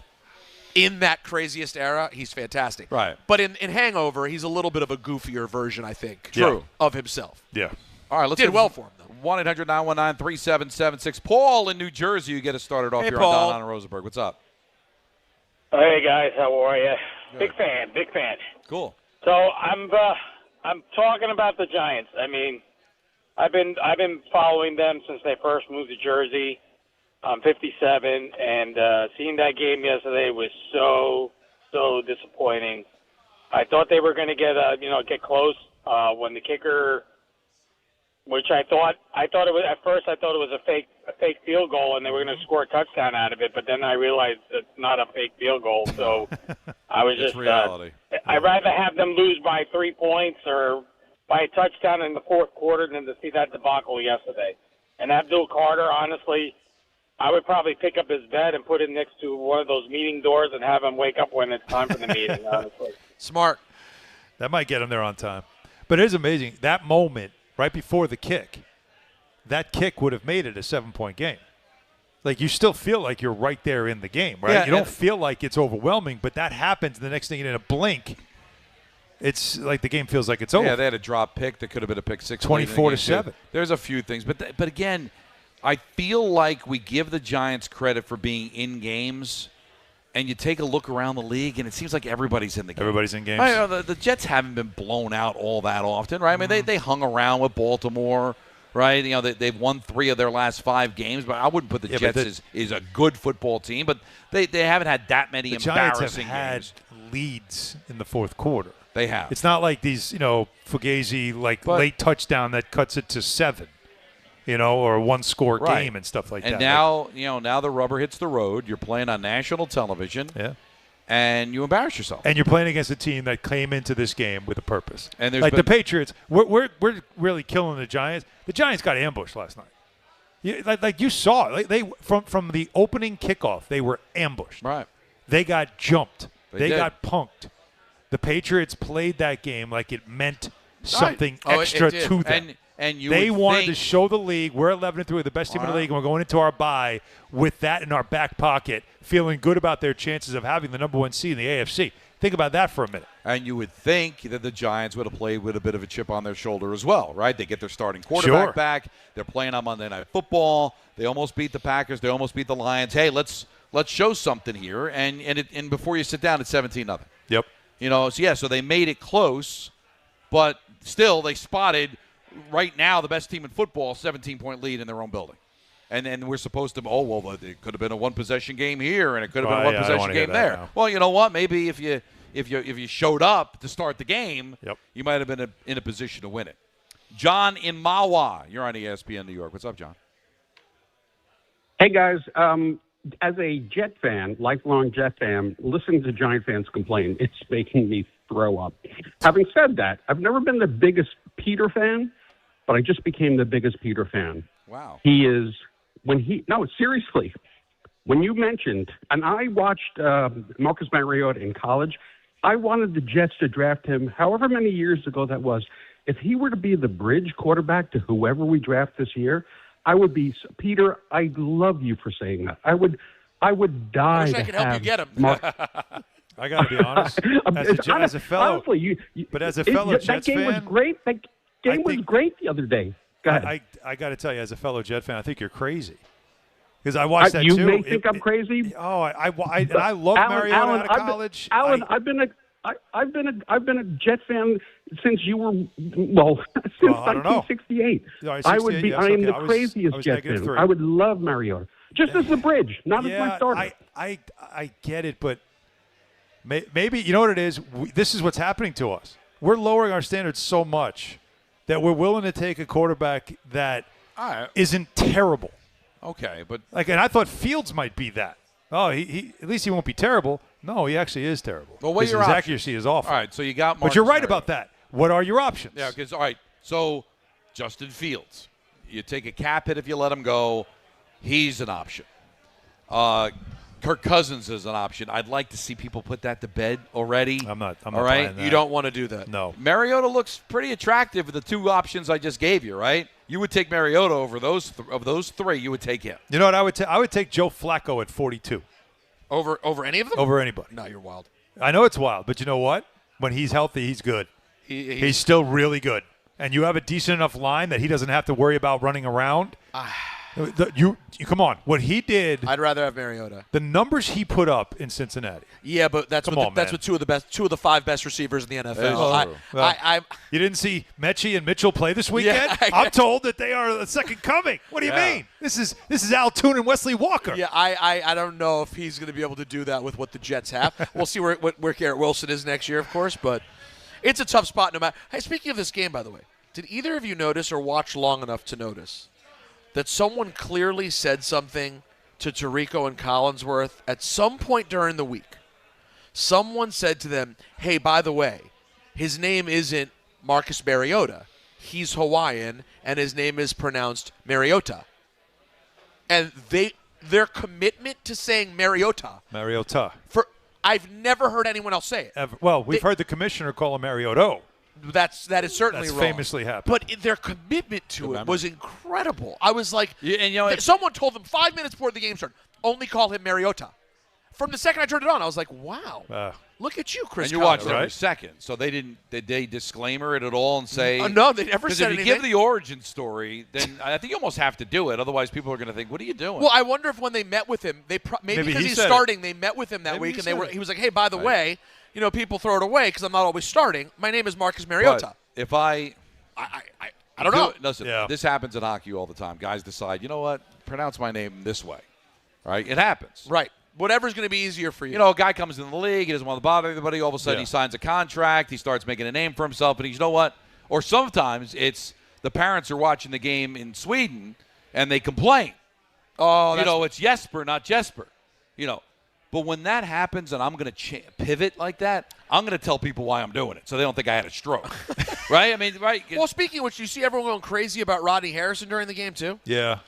That was odd. But you've had that. It was noise in his ear. Clearly, he had a producer or somebody had a key open because that happened. Sorry, Anthony? He said he was fatigued.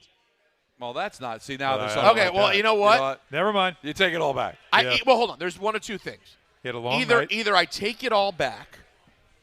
He was dealing with something more serious than just fatigue, but he doesn't want to say it. True. Or he's the best teammate ever and doesn't want to throw his team under the bus, that they just left a pot open and people were just blabbing in his ear. Yeah, that can happen, and it's happened to me. I'm sure we've all dealt with this because we have those IFBs in, and if they leave a key, it's basically holding the button down and it stays locked, you hear all the chatter in the control room or in the truck. And what you don't realize is in the truck, it's chaos. Yeah. There's guys yelling and screaming about this, go to that. And so that's happening in your ear while somebody's talking to you. Alan, last week, I called half of a main event of Evolve while two yo-yos, God bless them, I don't know who they were, were in one of the trucks somewhere having casual conversations that at one point included them talking about me. Oh, wow. I could hear their entire conversation in my left ear. Were they praising They you? were just not really. It wasn't good or bad. They were just like talking about random things. Yeah. All in my left ear while I'm calling play-by-play in front of me. Brutal. Very difficult to do. But that's when you got to just say it. Well, they don't give these jobs to shit. Well, Let's just be honest. Let me ask you. You got to throw it. Go ahead. So let's say Awful Announcing has that video. Yeah. And you look like Rodney Harrison. Are you throwing them under the bus, or are you going to say I was fatigued? I'll be honest. They're getting tossed right under the bus. And here's why I agree with you. Because it really looked like something was wrong with him. Like it, and there was a little tinge of irritation as well. Like you almost have to explain why that happened. So he said, I'm not falling on the sword. Here's what he said. He said that he was working on a few hours of sleep because he watched his son play Saturday night. Only had 3 hours sleep on Sunday because he had to work all day. He said, I was suffering from exhaustion. He said, but I'm good. I think he's being a good teammate. That's because he's been doing it long enough. We've all had like a lack of sleep. 3 hours is not that devastating. Yep. To have that kind of reaction. Not at all. If not you're like, for one night. I slept in 2 days, that'd be different. Exactly, but one night off 3 hours, we've all done that. That's like now. Can I just assume that what he's saying is face value? He's completely fine. because that's what he's saying. Yes. I would like to say that he's completely fine, and he confirmed what I've always thought. He's exceptionally untalented at television, and it just came out in that moment. Jeez. I'm not a There's that go opinion. there. Yeah. Well, listen. I'm allowed to, Well, you're and he's allowed a to. Patriot. You're So I guess what? I double hate him. You're paid to have an opinion. And I've been watching him for 20 years. If you pay attention, I am not nice to the NBC broadcast, with the exception of Collinsworth, who I think is a gem, and Tirico, who I really like. Yeah. And they have other people. I think Maria Taylor's very good. They have people who are good. Yep. But they've had some people. Dungy grinds my gears. You love Garrett. Oh, Jason Garrett. I'm not like Don with Like Garrett. you dream about. The ginger conspiracy. A big pivot's coming up next. Oh. And talk about it Tuesday. It's Don Hahn Rosenberg. Okay. Coming to you live from the NHL Shop at Manhattan West Plaza. Oh, yes. And Thank it's you. all Thank you, powered by Alan. Game 7 brands. Mark Messier coming up at 5 here on ESPN New York. Whether you're shopping, gaming, or streaming this Black Friday season, don't take slow for an answer. Get Optimum Fiber for the fastest, most reliable, and most consistent internet speeds, starting at $25 a month. Call 888-4OPTIMUM or visit Optimum.com to switch. Act now and get a full year of Netflix, an unlimited mobile line, a $400 prepaid card, and more, all on us. Call 888-4OPTIMUM or visit Optimum.com today. Optimum, don't take slow for an answer. Terms apply. See Optimum.com for details. Some stages celebrate. This one tests everything. Every drive, every approach, every putt. Pressure builds, resilience matters, and history waits for the bold. In June, the 2026 U.S. Open Championship returns to the Hamptons at the iconic Shinnecock Hills Golf Club. Experience the world's best golfers competing on one of the sport's most storied stages. Don't just watch greatness, experience it live at the 126th U.S. Open. Daily tickets are available now on SeatGeek. At Target, great memories start with great prices. Get gingerbread house kits for just $12, plus all the Wonder Shop baking must-haves. Gather the whole fam, grab some gingerbread kits, and start building sweet moments together. Then keep the joy rolling, baking up tasty treats with Wonder Shop that'll make the season a blast. Make unforgettable memories with incredible prices on gingerbread kits and Wonder Shop baking essentials. And step into the holidays, only at Target. Restrictions apply. Get in the zone, AutoZone. A blown left headlight is making Erica's drive to her son's soccer game darker and darker. So she goes to AutoZone. Welcome to AutoZone. What are you working on today? Where a friendly AutoZoner finds her 2 new bulbs. These lights have the most clarity. And helps her get back on the road so she can brighten her drive and the cheering section. All right, all right. See clearer and drive safer with new lights. No hassles, just help. Get in the zone, AutoZone. Restrictions apply. Now let's take a look at the traffic with Brandy Scott. Thanks so much, guys. Weather really doing a number out there on the roads. Jammed on the LIE westbound, trying to leave Nassau County and head into Queens. Crash on the ramp to the Cross Island. You're jammed there from Shelter Rock Road. Looks like an accident on the FDR northbound by the 59th Street Bridge. Bumper to bumper there from East Houston. Best of it's the outbound George, West Side Highway and southbound Deegan. Cross Bronx westbound, hitting the brakes from the Bronx River Parkway on through. Inbound George, no issues for both the upper and lower decks. Outbound Lincoln already about 15 to 20. Outbound Hona, 10 to 15 minute ride. Over in Jersey, 80 westbound. Still have this car that spun out by exit 58 for Madison Avenue in Patterson. Delays go back to the Parkway in Saddlebrook. This report is sponsored by Mothers Against Drunk Driving. For victims of drunk and drug driving, your grief is unique, but you're not alone. You always have a place at MAD. Visit mad.org. I'm Brandy Scott on 880 ESPN New York. Hey, I'm Mike Slater. My dad passed away at the age of 63. It's out of nowhere. Had a stroke. Super hard, obviously, for the whole family, but my dad had life insurance. This is why I have life insurance for my family, for my wife and 4 kids. And the best place to get life insurance is ethos.com, because you can do it in 10 minutes. And there's no medical exam and no blood test, just a few health questions. Get life insurance in 10 minutes so your family is protected. Ethos, E-T-H-O-S, ethos.com/play. Give it up for Chicago. Sebastian Maniscalco's new stand-up special, It Ain't Right, is now streaming on Hulu. 30 years ago, Jeff Bezos, complete nerd. Bezos now ripped to shreds on his super yacht, and the boxes keep coming. Watch Sebastian Maniscalco, It Ain't Right, now streaming on Hulu and Hulu on Disney Plus for bundle subscribers. Terms apply. Sometimes you just can't take it anymore. You're done. I'm done. This is Let's Talk About It Tuesday. And it's a really with Don, Hahn, and Rosenberg. And Don, Hahn, and Rosenberg coming to you live from the NHL Shop at Manhattan West Plaza. And it's all powered by Game 7 brands. Mark Messier is going to be joining us coming up at 5 o'clock. But it is Talk About It Tuesday. If you got something to talk about, something on your mind, 1-800-919-3776. Don, do you hang Christmas lights? I do. What do you? How deep do you go into this thing? Like, what's the extent of it? And you do it yourself. You're not hiring someone. I'm not hiring anybody. Okay. The extent is blow-ups in the front yard. Okay. And the lights over the. I've got bushes on either side of the stairs leading to the front of the house. So the portico. So it's like those blanket lights you kind of throw over the bushes and the netting and hang some of that stuff there. That's the extent of my That's it, decorating. right? Yeah. Okay. Yeah. And how does that go year by year? Like you got to you take it out, whether it's in the attic or wherever you store it, unpack it. For me, the frustration of year after year of I have my setup. Like every year it's the same. We do the same thing. Like it's very simple, but it's elegant. It looks nice. And every year I am going to the store to buy new lights because half the net is not lit up anymore. Half a line is not lit up anymore. Then there's this thing. We got to talk about this. What? What happened? So you know what a polarized plug is? Anybody out there listening? Polarized I'm plug. assuming it is that it gets charged by the sun. No. That's solar. Okay. Oh. The polarized is one of the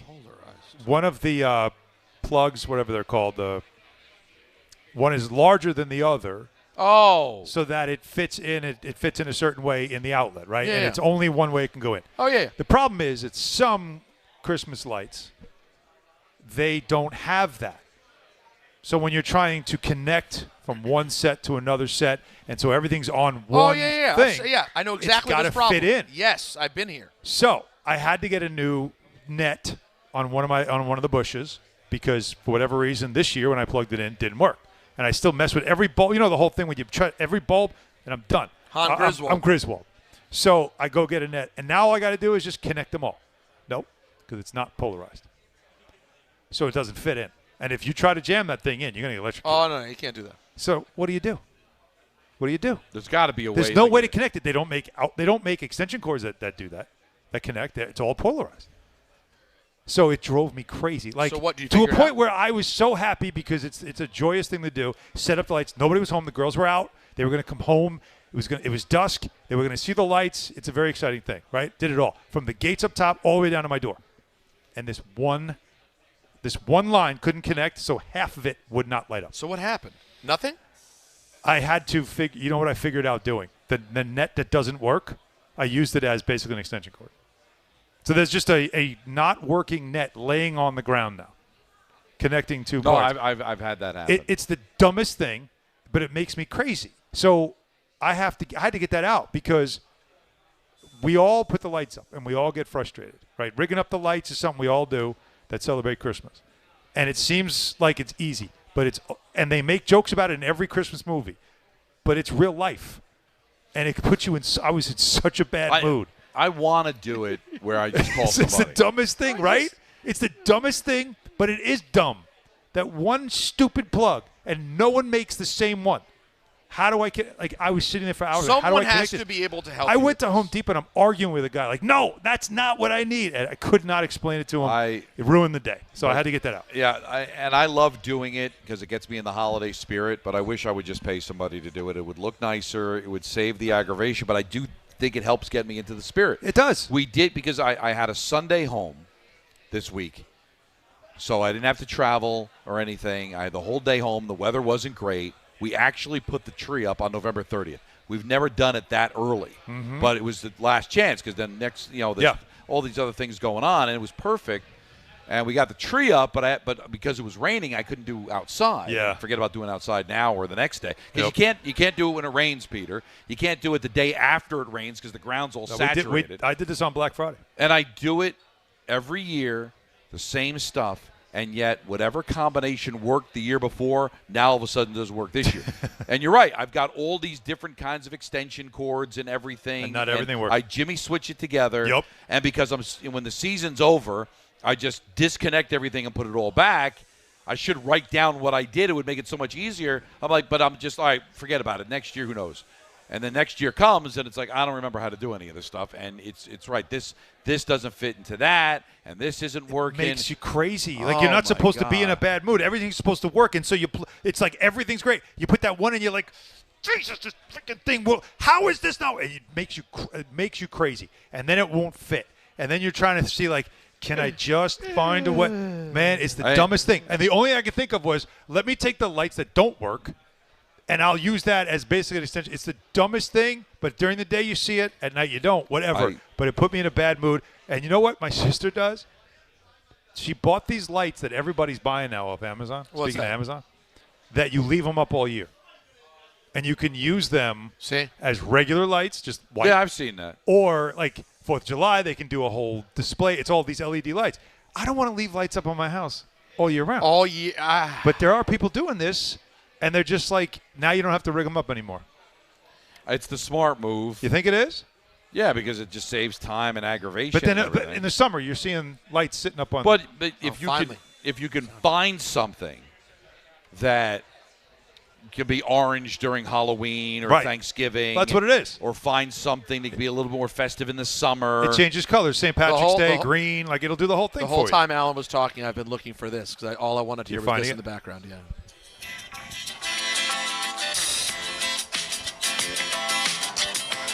Wait for it. Wait for it.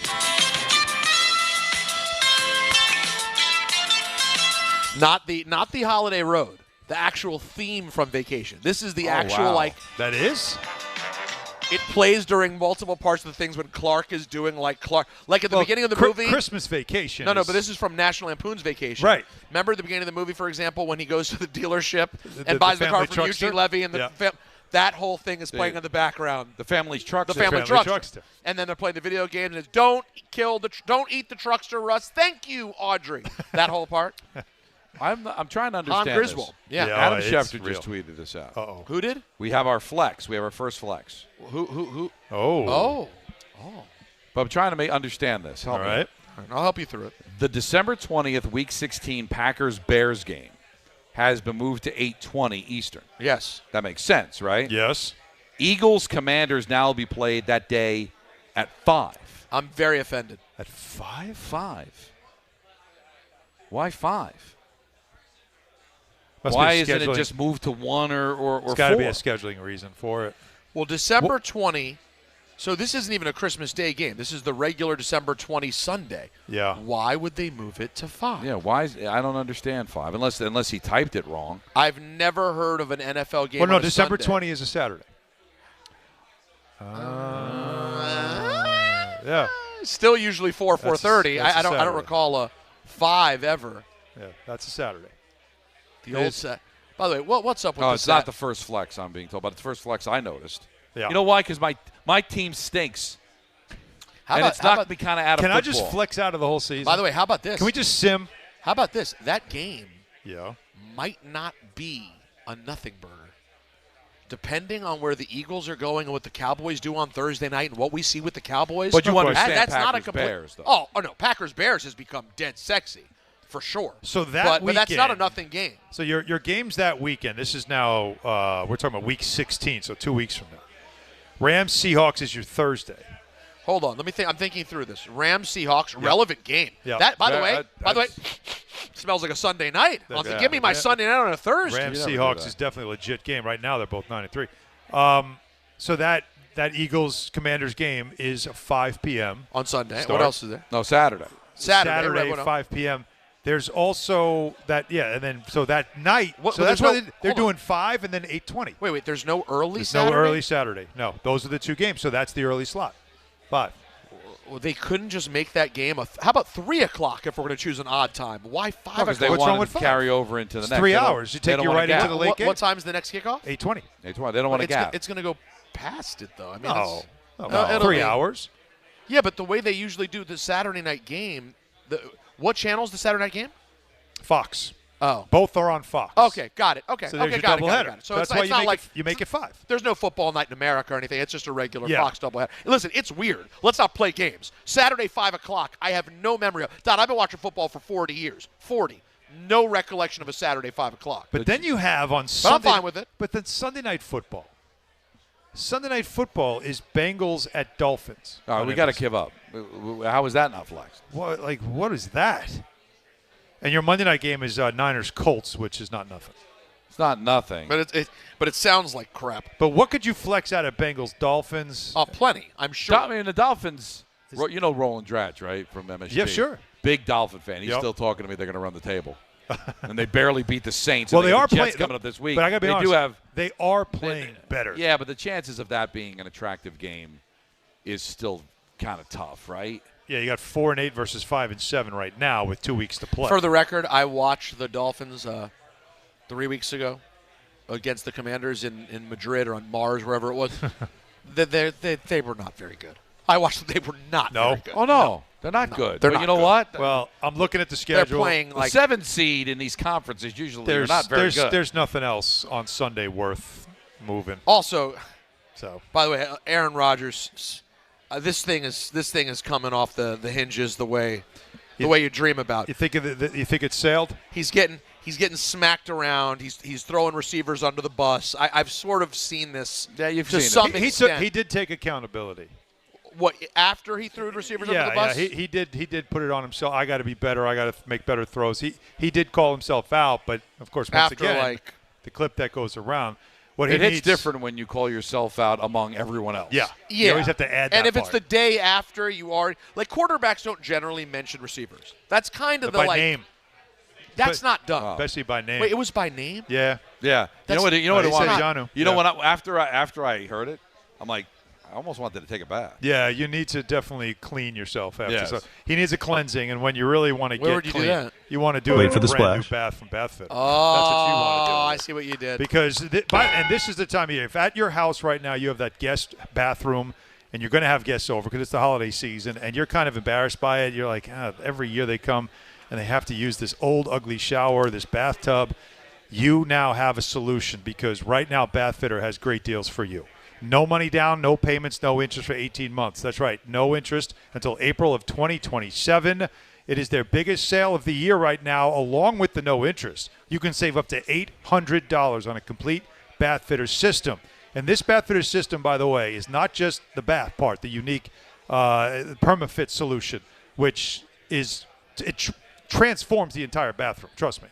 You also can have the bathtub ripped out like I did and put in a shower, which is gorgeous. And now everybody wants to use that shower in my house. It takes 1 day. That's right, just 1 day. Durable, easy to clean, no demolition, a lower cost than replacement. And best of all, it's a lifetime guarantee. So they truly believe in their product, and you should too. So see their website or call for details on the Black Friday savings I just told you about. You can trust the Bath Fitter team just like I did. Start designing your bath today at bathfitter.com because there's only one Bath Fitter. Now, I didn't tell you about my pivot. I got to bring that up. And I didn't ask Alan my question. All right. So Oh, that's what we call a tease in the business. Yep. And then at 5 o'clock, we got Mark Messier. We got an ENN, and that's coming up at 6. We got Full Frontal today. We're taking you up right up till 7 o'clock. Hahn Rosenberg coming to you live from the NHL Shop at Manhattan West Plaza, and it's all powered by Game 7 brands right here on ESPN New York. Friends, it's football season, the best time of the year. You should be out there tailgating, cheering on your team, and enjoying every Sunday. But if you're dealing with neck pain, back pain, sciatica, or nerve pain, even getting off the couch can feel like a challenge. You don't have to live like that. There's help. Dr. Jay Shaw at Sandwell Pain is New Jersey's top pain specialist. He's Ivy League trained, double board certified, and is dedicated to helping you get back in the game. Here's what makes the difference. No surgery, no scars, no long recovery, no pain medication. Just precise, non-surgical image-guided procedures that deliver real results. Dr. Shaw treats neck pain, back pain, joint pain, migraines, nerve pain, and sciatica with a plan that's customized for you. Same-day and next-day appointments are available, and with offices in Woodbridge, Livingston, and Inglewood, relief is always close. So don't let pain keep you on the sidelines this season. Visit SandwellPain.com to call, text, or book online. Most major insurances are accepted. That's SandwellPain.com. Relief is closer than you think, and it starts today. Gotham City football is coming. Be at MetLife Stadium for Week 14 as the New York Jets face the Miami Dolphins for the team's first ever rivalries game on Sunday, December 7th at 1 p.m., presented by Avery Dennison. Fans in attendance will receive a rivalries rally towel while supplies last. Lock in your seats now at nyjets.com/tickets. Once again, that's nyjets.com/tickets.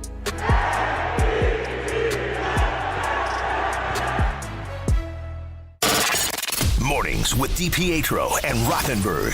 Mel Kiper with this. Jackson Dart is defiant and he refuses to even consider sliding. Totally disagree with that. Mel, he said this is how he plays football. I don't think there's a problem with a kid going out there and laying on the line. He's just got to pick his spot. He understands what he has to do. He's trying to work on that. For Jackson, I don't think it's defiant. That's something you have to recalibrate.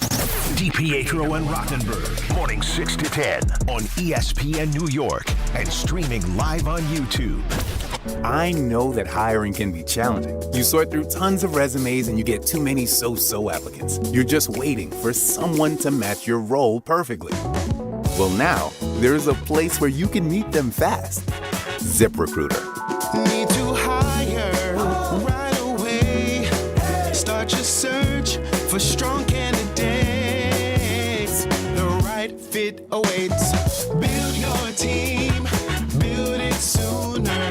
Meet your match on ZipRecruiter. Just head to ZipRecruiter.com/ESPN right now to try it for free, and you're on your way to meeting your match. 4 out of 5 employers who post on ZipRecruiter get a quality candidate within the first day. So try it now. Go to ZipRecruiter.com/ESPN. Once again, that's ZipRecruiter.com/ESPN. Meet your match on ZipRecruiter. Try it free. Switching to Progressive is a game-winning call. And that reminds us of other game-winning calls in the history of sports. So it was the fourth quarter and we're down by 5. Sweat pouring down my face. Suddenly it hit me. If only I could wrap part of the towel around my forehead. And that's how I became the first basketball player to wear a headband. Okay, not really a game-winning call, but it was a good call. You can make one too. Switch to Progressive and you could save hundreds. Progressive Casualty Insurance Company and Affiliates, not available in all states. This is the story of the one. As an HVAC technician, he and his digital multimeter are in high demand. So when a noisy office HVAC turns out to be a failing blower motor, he doesn't break a sweat. With Grainger's easy-to-use website and product information, he selects the product he needs to keep everything humming right along. Call 1-800-GRAINGER, click Grainger.com, or just stop by. Grainger, for the ones who get it done.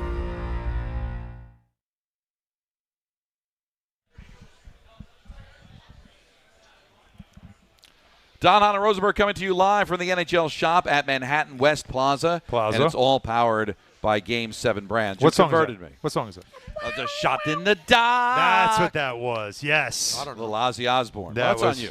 But you didn't know that? I'm not happy about it. I don't know. No, that's a good song. Turn it up louder. But don't. It's gone. Yeah. This is like more like, what is this, like mid 80s Ozzy? Yeah, 86. Yeah. Different sound for Ozzy. I like the softer. I'm sure I'd have like no use for like the hardest Ozzy, but like the ones that I hear that are a little softer, I got to tell you, I'm a fan. Him and Lita Ford. Not familiar, but I might like it. You know that one, I like right? the vibe. You Kiss Me Deadly. You like that? I don't know if I know it. You know it. Yeah, Jacob's you say gonna. that. Well, that's You Lita don't know. Ford. I'm talking about Ozzy with right. What was it? The Kiss Me Deadly. No, Close Your Eyes. Close Your Eyes forever. I'm not a fan. No, but I'm saying he likes the softer stuff, so I was giving him an option. I love to changes consider. so much that that's what. There's a song in the. I believe it's after Volume 4. I think it's on Technical Ecstasy. I'm going to play for you. I'm going to have Jacob play. I think you're going to like it. I listened to it this morning. You think I want it? I think I specifically said to myself, I think Peter's going to like this song. Would you be willing to bet me? Yes. Well, $50 cash. All right. Well, here's the deal. FanDuel is the #1 sports book for same game what's the parlays. odds? What's the odds? From points and rebounds to threes and assists, FanDuel is the best place to combine your favorite picks into a same-game parlay or track every stat live, all in one easy-to-use app. And right now, the perfect time to join because new customers get $150 in bonus bets if your first $5 bet wins. So bet on the players you love the way you want. Head to FanDuel.com/Peter to sign up today. FanDuel, official sports betting partner of the NBA, 21 and over, physically present in New York. First online real money wager only, $5 first deposit required. Bonus issued is not withdrawable Bonus bets, which expire 7 days after receipt restrictions apply. See terms at sportsbook.fanduel.com. For help with a gambling problem, call 877-8-HOPE-NY or text HOPE-NY 467-369. Now, speaking of picks. Yes. Alan. That was a tough Thanksgiving. Did I ruin Thanksgiving? That was a tough Thanksgiving. Like, were you able, honestly, like how annoying? It flipped, though. My stats were right. It's just I had the wrong Dallas or Lions. They'd never win on the same day type thing. Like, it just, I picked the wrong side. At least Cincinnati saved me a point on the table. They did. No, that was like big. 0-3 would have murdered me, but I mean, we're in a fight now. Now it's we're in the fight. We're gonna battle now down the stretch. Yep. Packers had me feeling good most of the day. That was just, I mean, Dallas. First of all, I don't trust Detroit now at all. Can't. I wanted to, and this is what happens, right? They turn the thing around there. They start to win. They give you a 15-win. That loss to your Commanders in the playoffs at home, that said a lot about that team. And now, what are they this year? Now they're just mediocre. They're a good but mediocre team. Now, how about this? On the flip side of that coin, the Chicago Bears. The Bears. I remember the first time I saw Jim McMahon. Last year, if you recall, the Hail Mary against the Commies ended the Bears season. Yes. They never won again. It was a nightmare. This year, the Jaden snap fumble at the end of that game that the Bears have been running ever since. It's been a complete reverse. Yeah. And now the Bears are really the Commanders of this year. All they do is win close games. And late in the year, they're showing their mettle. Are you telling me that next season? We gave them the power. Well, a lot of teams have that, though. They have that little magic of winning the close games, and it can flip. Oh, no, it's I think amazing that a 3-9 season could be 9-3 when there's just a few possessions that you win instead of lose. But the Bears are they're a more complete team. They seem to, and they got the head coach. Well coached. And they got Dan Quinn's a nice leader of men. Ben Johnson is a football mind. It's a different. Brilliant. He's very good. All right, my pivot, and you can ask the question to Alan. I already did. He did. That was it? Yeah, come on back. Come on. With a smirk on his face. No, listen, I didn't think that was teasable, but that's okay. I don't know if my pivot is teasable. Yeah, by the way. Let's find out. You better bring it. So Thanksgiving night. All right. All right. We land with the Devils in Buffalo. All right. That was the God love Buffalo. Name of my 7th book, by the way. God love Buffalo. We land with the Devils in Buffalo. 17-degree wind chill. It's Thanksgiving night. Oh, boy. Like you dream of We said, let's get together in the lobby. Let's see if there's something open to watch Bengals and Ravens. In Buffalo, everything's open. And I got off the bus. I'm like, no, I'm just going to stay in. So I stayed in and watched Bengals Ravens. And Jason Garrett turned me. I'm a fan. Wow! I honestly had no use for the man. I had no use for the man as a coach or as an analyst on NBC. Why did NBC hire him? Don't understand. You said it was the ginger But conspiracy. he filled in. How do you say when Jake Aspen's like 10 feet away? Yeah, by the way, staring right at you. Right. Jake knows. I didn't have to tell him. He feels it. And I'm like, he fills in for Collinsworth on Thanksgiving. Yeah. And I'm like, I didn't recognize the voice. Matter of fact, only Jet fans might appreciate this. You ever listen to any of Jet Radio? Eric Allen, he does some sideline stuff. Yeah, sure. Yeah. What am I, sounds exactly like Jason Garrett. Oh, yeah. I don't know if Anthony has the time or the wherewithal to play Probably not. audio doppelganger. Yeah. Really? But I'm like, he's doing a terrific job. Completely engaged. So you are on Turn board. around. I mean, no use for the man to know becoming a fan. That's you're following him on Twitter. You're commenting on his gram. All right, so Booger McFarland still has a chance. He still has a chance. Well, I guess we'll see on tomorrow, right? On tomorrow. Well, the difference is though he doesn't. The difference is he doesn't. I was workshopping the whole sentence. He doesn't talk to Jason Garrett. The difference with Booger is Booger doesn't have any use for Don. None. Yeah, none. So now it's reciprocal. While he's literally being paid to be engaged. But Jason, I'm a fan. As an analyst, I don't love him on the dais at the desk. Not a fan. But from a color commentary standpoint, no, that was a tease-worthy. You didn't think you thought that was over, man. There was no shot. After you buried mine, simply because you weren't paying attention, and he came back around and threw me under the bus. Like I did something. I thought it was worthy. Alan, the picture's something we do on the show. It's worth revisiting. We do. But if I was disengaged, I'm acting out how I You're felt acting about out, right. So we only have a second. Kofi, sit, please. Oh, you're bringing Kofi up? Because Kofi. No, come on. Kofi has corrected errors on this Come show. on, bring him in. Kofi Bring has Kofi. supplied Quickly, information on this show. Yeah. We've called him our statistician. He makes no money from us. Zero. But why would you say that? By the way, most of the people who work here because feel he the doesn't same work way. for us. He's helping us for no money just because he's a fan of the show. He's a good man, and I wanted to give him some love. All right, let's get Put him on on the camera. headset like a gentleman Throw on the here. headset. There you are. Kofi. Oh, Christ. We're all right. All right. Kofi, how are you? Hang that up on the floor. I'm good. Thank I wasn't you, expecting thank you guys to put me on a spot like this. That's but right. it's No, not- but yeah. you deserve it. For whatever it's worth, you deserve it. Because you don't have to give us the information. Like, I'll ask a question. Bang, I look at Twitter, and there's the answer right there. Well, let's start with you must listen every day from 3 to 7. Well, for the most part. For the most part. Yeah, It feels like it because every time we have a question, within seconds there's a tweet correcting us. I'm just that's how I've been because I was a history minor, so I've always been curious about history, so especially sports history. So that's just one of the things I was curious about. Sports has always been a curiosity of mine. So just to learn anything, that's. So when did you become a big listener? So I don't remember like the year or so. When I showed up on the show. That's when he said. So January 6th, he said. It was funny because at the time I had an internship with the Devils, and it was just on, and I was like, I was more of the fan of the WFAN show at the time, but I was like, I'll give it a shot. Michael Kay, because I was also working at the Yankees at the time, so I was like, I'll give it a shot, and then I was somewhat entertained because you guys had good rapport with Michael and all that, so I just became a fan, and I just kept listening every day. Well, we won you over one by one. What, day by day? Yeah, pretty much. By day. Wow. By day. Oh, I think because now I throw things out just for the heck of it, we have knowing that Kofi will correct me, so I'll get the proper answer. I wanted to give you some love. Yeah. We got Mark Messier Kofi. coming the next. Yeah. I just saw him, so yeah. And all the things that you've tweeted me over the years, you never guaranteed anything. So Messier is going to be joining us next. Hahn Rosenberg coming to you live from the NHL Shop at Manhattan's West Plaza, and it's all powered by Game 7 brands. Thank you, Kofi. Messier's next here on ESPN New York. ESPN New York is throwing a holiday party you don't want to miss. Join us Friday, December 12th at your mother's house in Garden City Park. We'll be broadcasting the Michael K. Show live from 1 to 3, followed by Hahn Rosenberg from 3 to 7, all while supporting a great cause. Bring a toy to benefit the Garden of Dreams Foundation and help make the season brighter for local kids in need.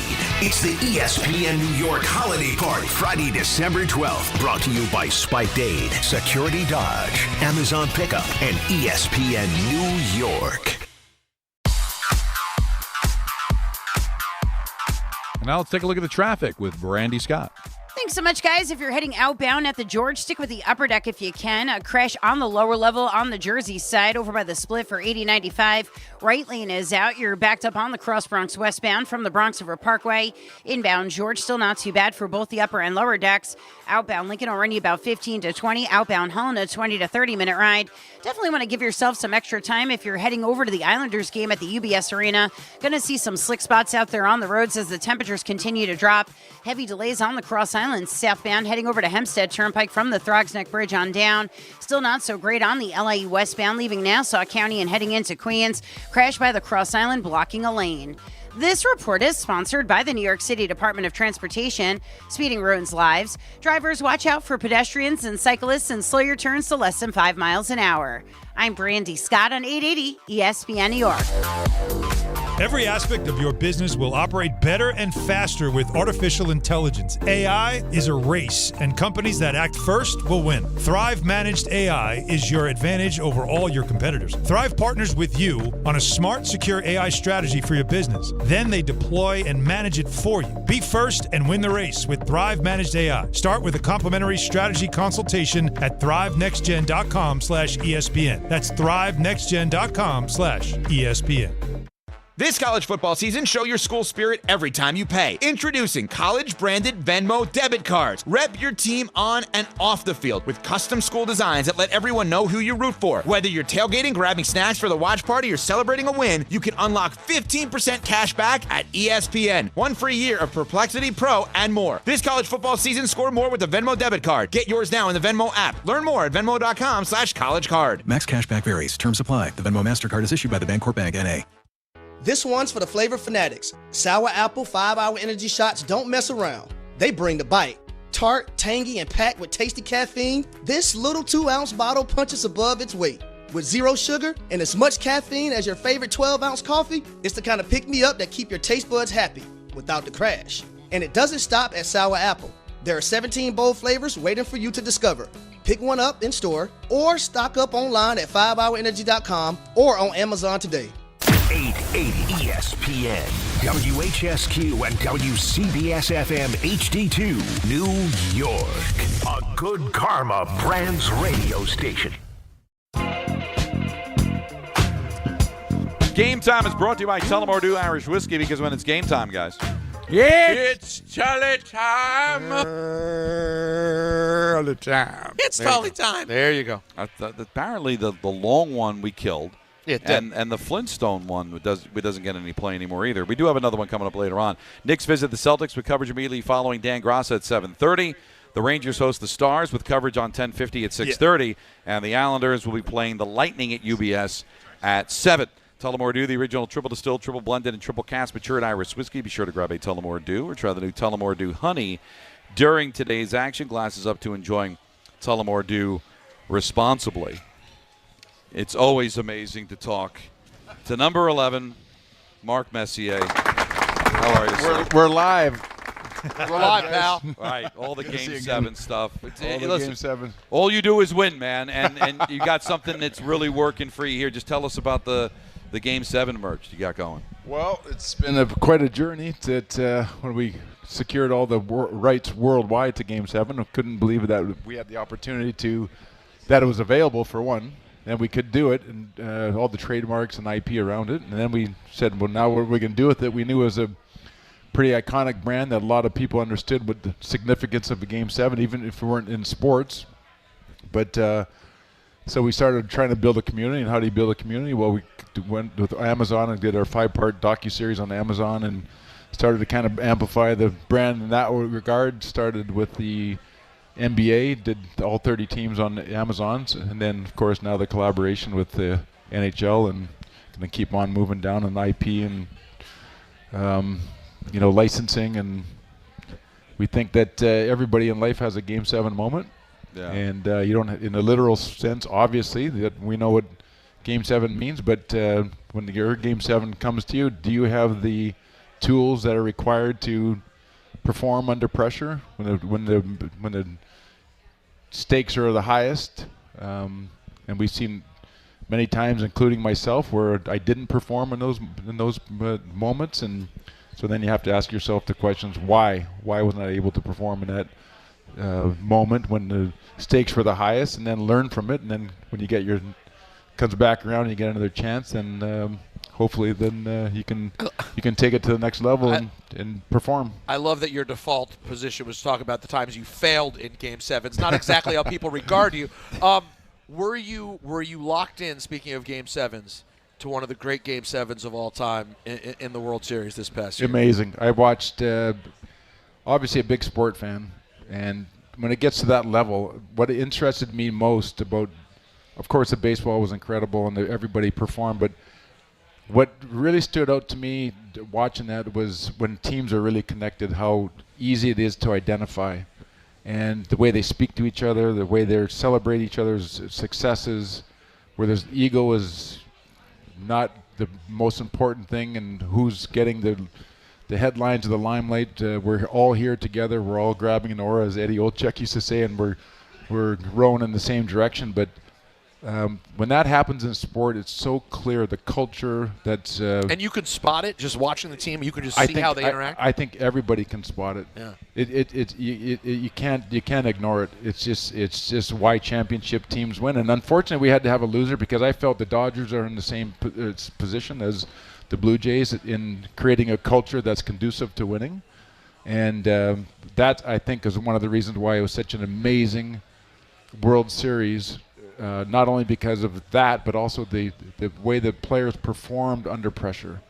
Going into extra innings, and every pitch mattered, every at-bat mattered, and it was just so incredibly suspenseful. And it was interesting to see the way Ohtani at the end, in what was a sort of mid-performance for him in Game 7, you would never know that. He was just a kid who won another World Series who was a part of that team. You didn't see any sort of delineation of like, well, he's Shohei Ohtani. They were really all kind of locked in. And the greatest part about Wayne Gretzky was just one of the guys.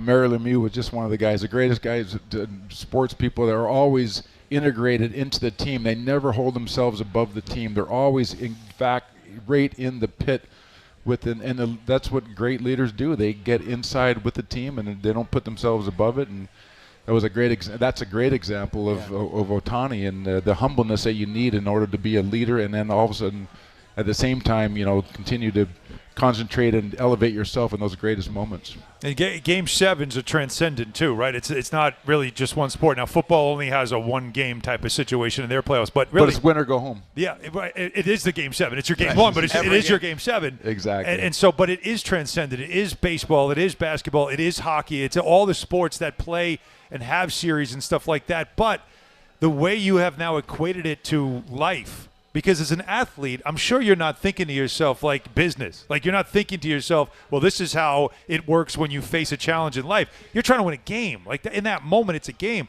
When do you get to that point after your career when you meet people in all walks of life and you realize that, no, actually, this is relatable to a lot of people, not just exclusive to an athlete? Well, I think for me personally, I just know myself winding my way through my own journey. Yep. Failing very many times early on, trying to figure out how I fit into the whole scheme of the National Hockey League and what it meant to be a player. I mean, I knew what it meant to be a player. My dad was a player. I grew up understanding what a good teammate was, but we all fall down. And for me, when I in retirement, getting into the business sector, so to speak, I realized that whether you're a musician, whether you're an artist, whether you're a dancer, a politician, a businessman, we've all been through a journey to get us to the point where you've had success or you failed. Everybody. Nobody can go through life unaffected. There's no,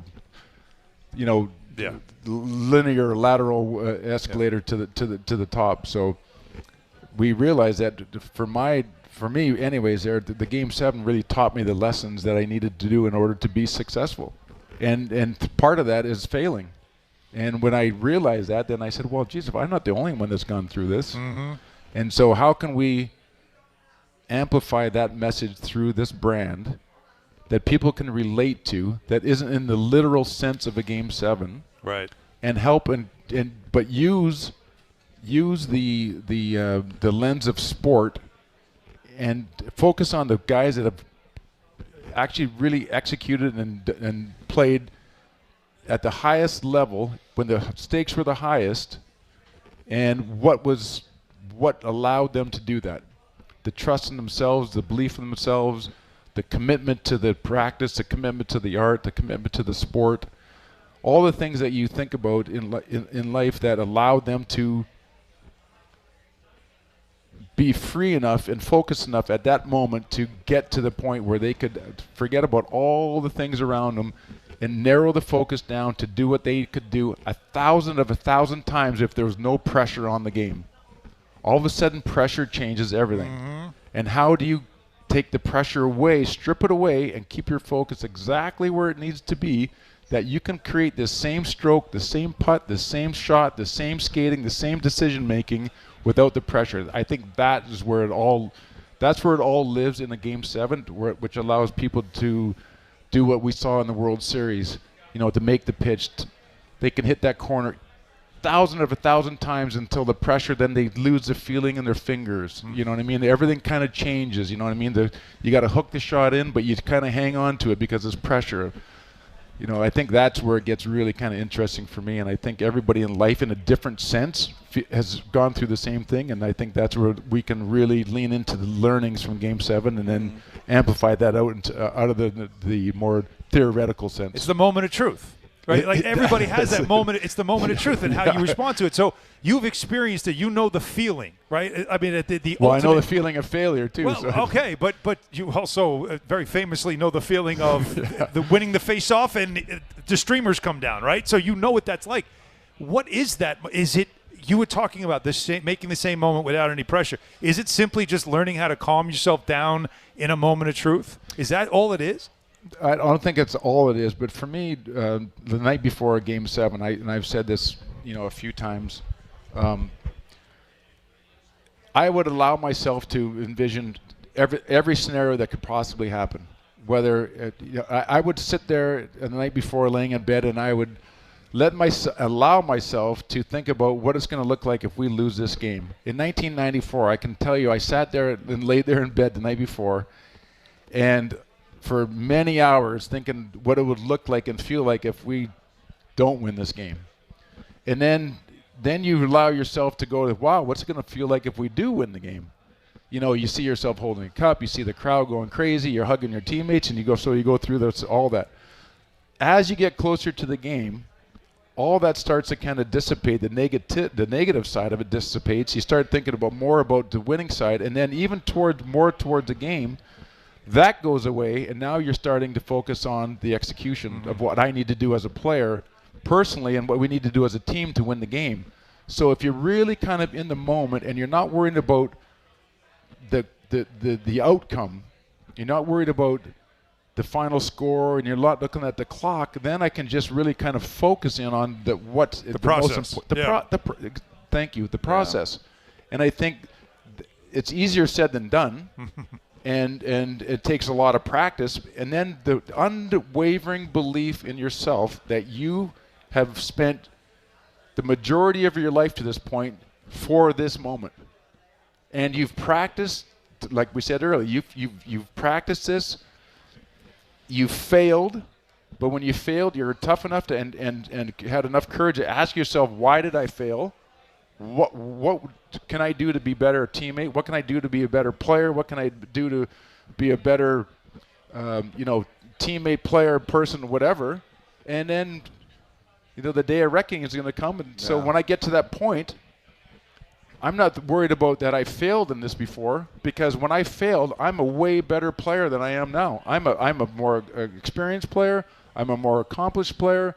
I have more skill. I have more experience and all the things. So that whatever happened in the past, this is my moment. This is my opportunity to show that. And so my confidence is going through the roof because I believe in myself and unwavering trust that I have in not only myself but my teammates. And trust becomes absolutely paramount. Talking to Hahn Rosenberg, we live in a world of it's black and white. Win, lose, succeed, fail. But is there ever a scenario where you do everything right and you're 100% prepared and you still lose? Yes, and that's the greatest part about where we live. I mean, and that's why I believe that you can be a winner and not win. And I think that I played with a lot of players and I think there's been a lot of players in any sport that never had the opportunity to be in a situation where they had the resources around them or the people around them or things didn't quite go their way. And so they weren't, like actually have a championship ring, but they conduct themselves as a champion. They did everything that it takes to be a champion, and it didn't work out. But that's also the reality and the brutality of our sport. And not only our sport, but any sport. And we're reliant on it. The hardest thing to do, why it's so hard to win, is because you're so reliant on everybody to have the same amount of commitment and passion and discipline that you or any person does that really wants to win. But I can't win without you feeling the same way. I can't win without you feeling the same way. So how do you connect with every person on that team to understand why they want to win? What was their motivation? What's their inspiration? Where do they come from? And it's always different. But in the end, if they're not thinking exactly the same way, committing this exact same way, you cannot win. And that, to me, is the most beautiful thing in sports when it does come together. That's why I'm saying it jumps off the TV when you see a team like the Blue Jays, you see a team like the Dodgers who are so locked in. So locked in, and everybody's locked in, not just some of the players. Now, we've talked about losses and wins, but like beyond that, on a personal level, did you ever have a period in your career, whether it be 5 games, 3 games, whatever, where you just can't find it? Oh, yeah. And there's just something off. What do you do? Because this is a thing that can happen in broadcasting for 2 weeks. You just all of a sudden get in your own head. And every time you're getting a moment, you're like overthinking it. And it can be hard to reverse it. That thing that you believed in, that confidence you always had, true, you all of a so sudden true. go, I was always so confident. Why? I suck. How am I so confident? What did you do to sort of turn that? I think that's one of the biggest. I don't think it's a secret, but I think it's something that, as an athlete, everybody's searching for. How do you actually recall that when it matters most, like a Game 7? When it matters the most, when the pressure is the most, when the stakes are the highest, how do you perform at your highest? For me, it was always about not the journey, but the trust I had in myself that I had put the work in. And everybody talks about the zone in sports. For me, the zone was a really kind of a fancy way to say it. Now there's all different kinds of terms, but it's just a way of a deep level of concentration that you're paying attention and that you're in the present. And that we are so distracted by many different things, by finances, by family, friendships. The list goes on. You're talking about, an ecosystem of 60 people, 30 players, trainers. Everybody's got problems. Everybody's got day-to-day life issues that could creep into it. And you're always trying to mitigate that from each and every player. And so when it really gets down to it, you have to live a life like a champion. You don't go to the rink and think you're going to be a champion because you're going to show up at 6 o'clock for a 7 o'clock game or 4 o'clock for a 7 o'clock game. And so it's 4 o'clock to 10 o'clock or the 5 hours at practice there. You're living your life as a champion. You are eliminating distractions. You are completely focused in. And of course, family always comes first. Of course, spirituality, religion can come into the play, obviously, for a lot of players. And then it's work. Then it's your craft. And if you're not doing that and you have distractions, there's no way in a world that when you get to those places that you're going to be able to now all of a sudden decide that this is a time that I'm going to really lock in. You're locked in on 24/7. And I think that's a different level of consciousness as a player. And you look at the players that have really, I saw pure genius for years with playing with Wayne Gretzky. He was so locked in mentally about what he was trying to do, his preparation, his focus, thinking about it, eating it, sleeping. I mean, and that's it. And if you want to play at that level, and if you want to actually really give yourself the opportunity, not only the things that we talked about, but you have to be living the life of a champion. And I think that will rid you of the distractions that can ultimately get into in those most pressurized moments. If you're not completely into it and relaxed, something is going to come in there. You're going to get undisciplined. You're going to do something that nobody has ever expected. And I've seen it before. And it's always the same things that happen at the most critical times, because if you can't trust the guy that goes out on the ice, and you have to trust him to be where he's supposed to be, do what he's supposed to do at the right time, every time, not once in a while, but every time that he goes out on the ice, I got to be able to count on him. And if we don't, we got a problem. And it always surfaces in the most critical moments where there's a breakdown, and that's where teams either they win at those moments or they lose in those moments. And we've seen it too long here in New York, as it's been 15 years since any team in the Big Four has won a championship. But there is a captain number 11 playing at Madison Square Garden now that has had 2 years in a row of losing in a Game 7. Last year in the conference finals, I'm talking about Jalen Brunson. Yep. And when you see what the Knicks are trying to do, what he's trying to do is – it's 53 years, I think, this year. Yep. Since they last won a championship. You were 54 years. How hard was that to do. Like, when you think about it, we all see Game 7. We all see the celebration. We all see the great moments. But we forget that the year before you didn't make the playoffs. There were boos and everything else.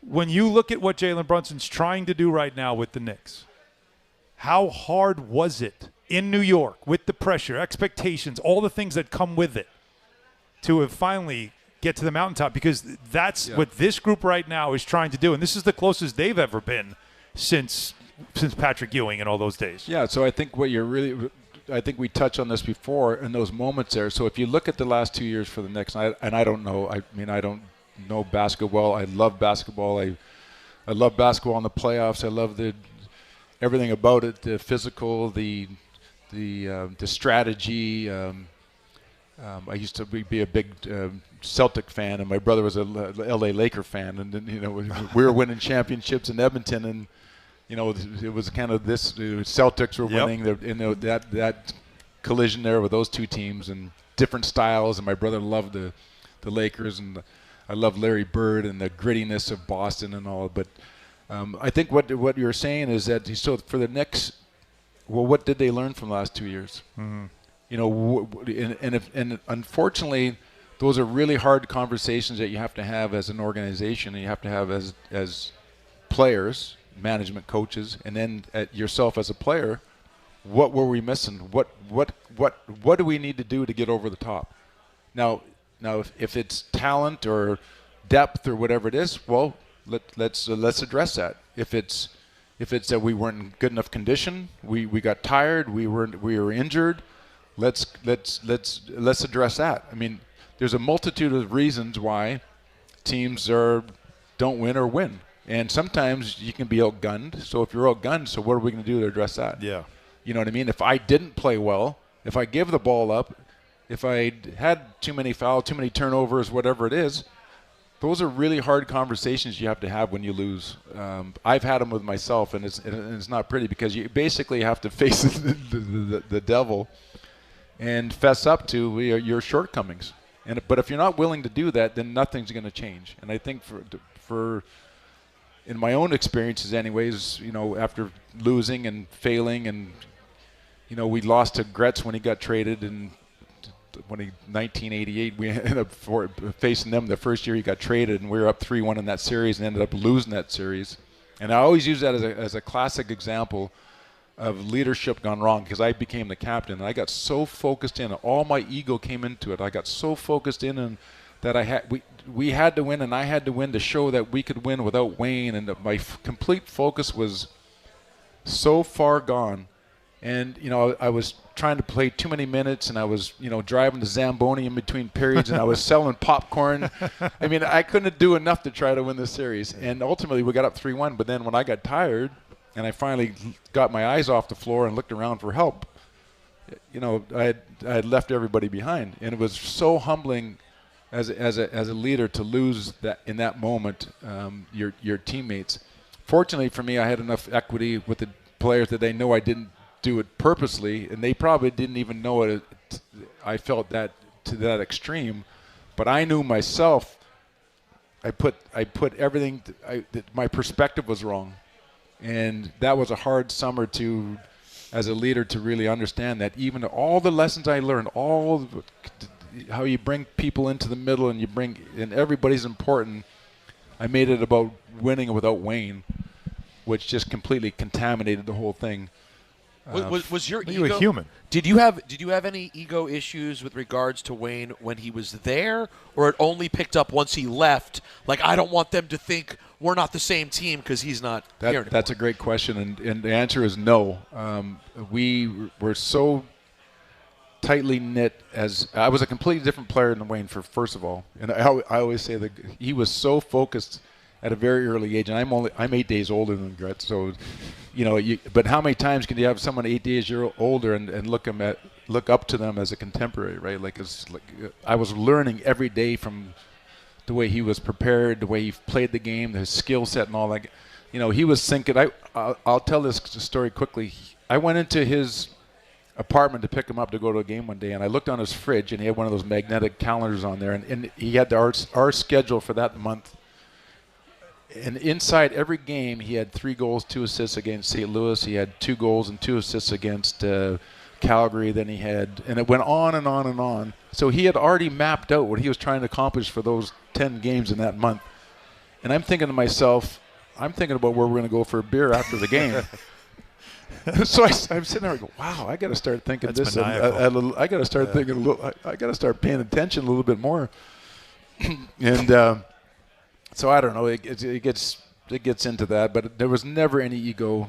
One of the greatest things that happened in Edmonton, there wasn't, and one of the reasons there wasn't is because Wayne was so selfless as a generational player. He included everybody into the circle, and for me, teams aren't built in pyramids; they're built in circles, and everybody's on the circle, and everybody's reaching in the middle to bring the energy in, and there's no hierarchy in a perfect world, because obviously there's leadership. Obviously there's people that lead the way and people look up to, and you have your councilmen that can solve problems on and off the ice and all that kind of stuff. But ultimately in the end, it's an egoless circle of energy that everybody's pulling into, and Wayne was a personified that. And because of it, our team in Edmonton never had a problem. And we saw that happen. I think back then St. Louis had a really good team, but there was friction and jealousy about players and all that kind of stuff. So we are kind of, it's fascinating to me to see teams and successful, teams struggle in there, and when you see it working well, like we saw in I keep getting back to the World Series, but when you see it working well, it's just so beautiful to see teams come together in that way. You still want to coach? No, the coaching's passed me by now. This guy's a broadcaster now. Yeah, he's all in. And you're doing great. But I know it was something you were passionate about. Well, because I've felt it. I've lived it.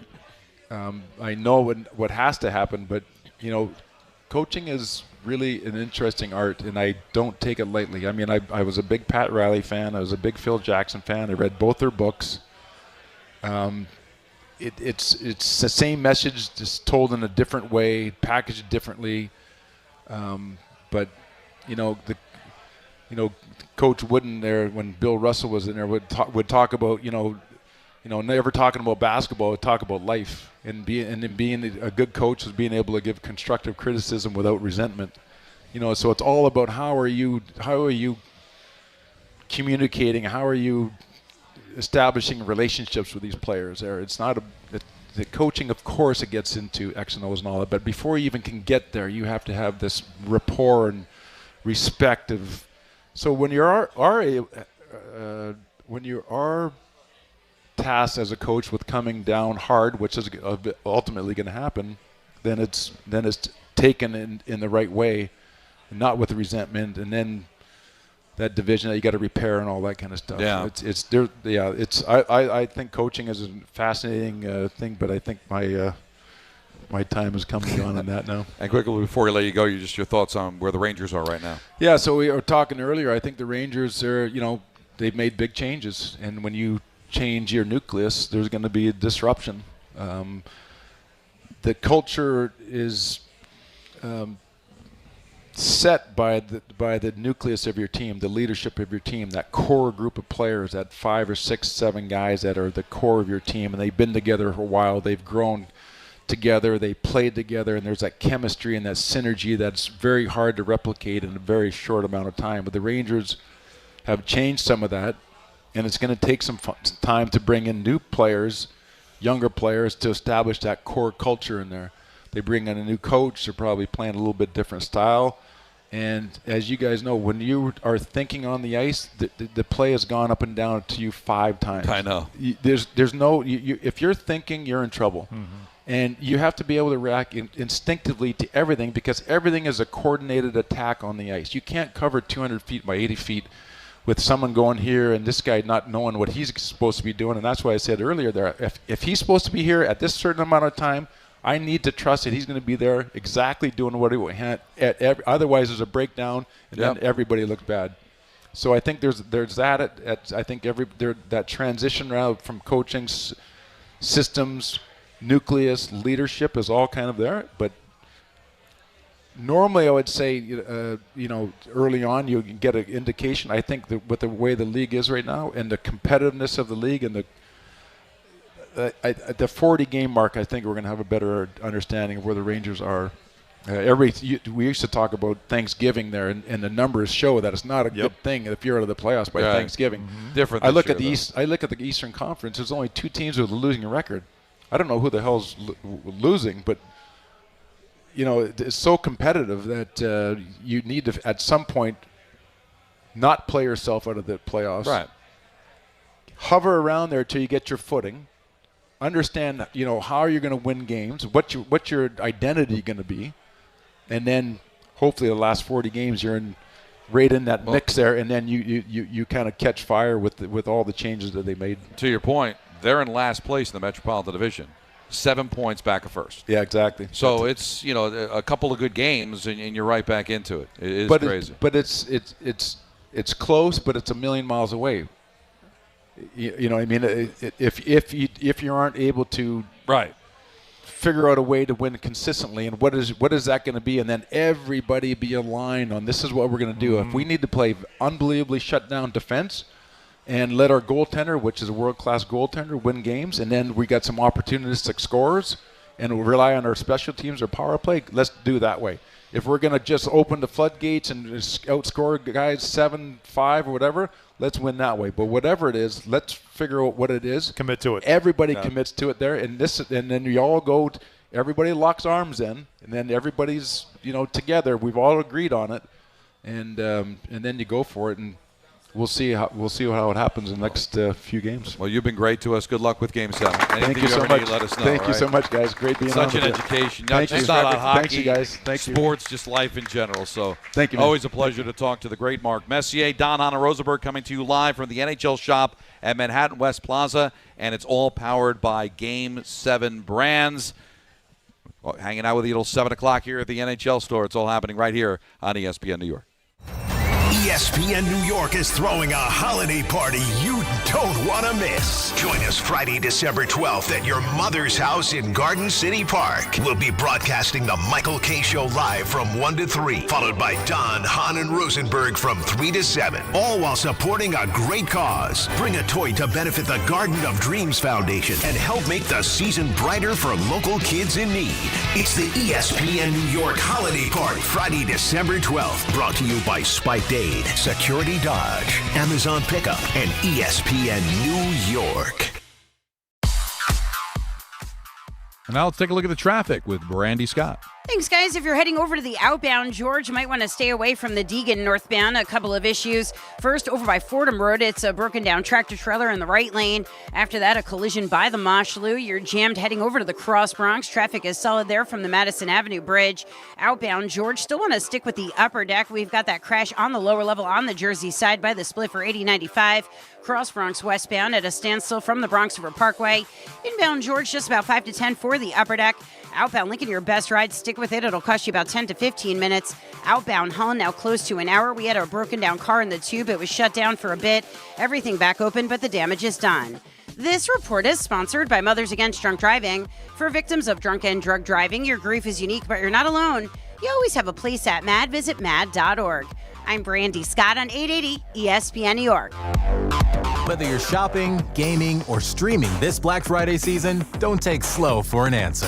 Get Optimum Fiber for the fastest, most reliable, and most consistent internet speeds. Starting at $25 a month. Call 888-4OPTIMUM or visit Optimum.com to switch. Act now and get a full year of Netflix, an unlimited mobile line, a $400 prepaid card, and more, all on us. Call 888-4OPTIMUM or visit Optimum.com today. Optimum, don't take slow for an answer. Terms apply. See Optimum.com for details. That's the ease at which you get information. You want it, you get it. Like that. Ask your phone. Group chat. Smartphone. You're always connected and informed in real time. No waiting. So if you're diabetic and still using finger sticks to read your blood sugar, what are you waiting for?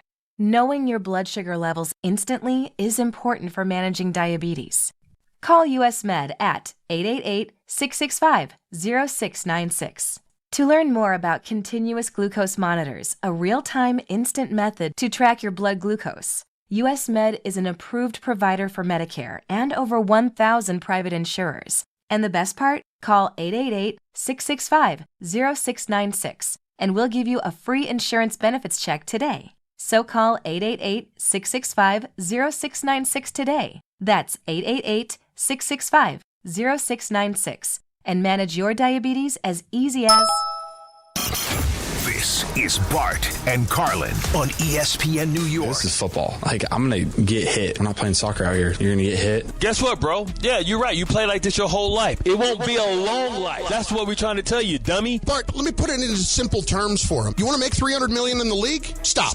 Yes. Because otherwise, you're not going to, and you're going to be out of the league in 2.5 years. Bart Scott, Chris Carlin, weekdays at 10 a.m. on ESPN New York and streaming live on YouTube. New York Presbyterian treats more heart patients than any other hospital in New York. From common to complex conditions, our cardiologists and heart surgeons are pioneers in advanced heart care, leading the way in minimally invasive treatments for faster recovery times. Find a doctor at nyp.org/heart. Stay amazing. New York Presbyterian. New York Presbyterian Hospital based on U.S. News and World Report 2025 to 2026 Cardiology, Heart, and Vascular Surgery rankings.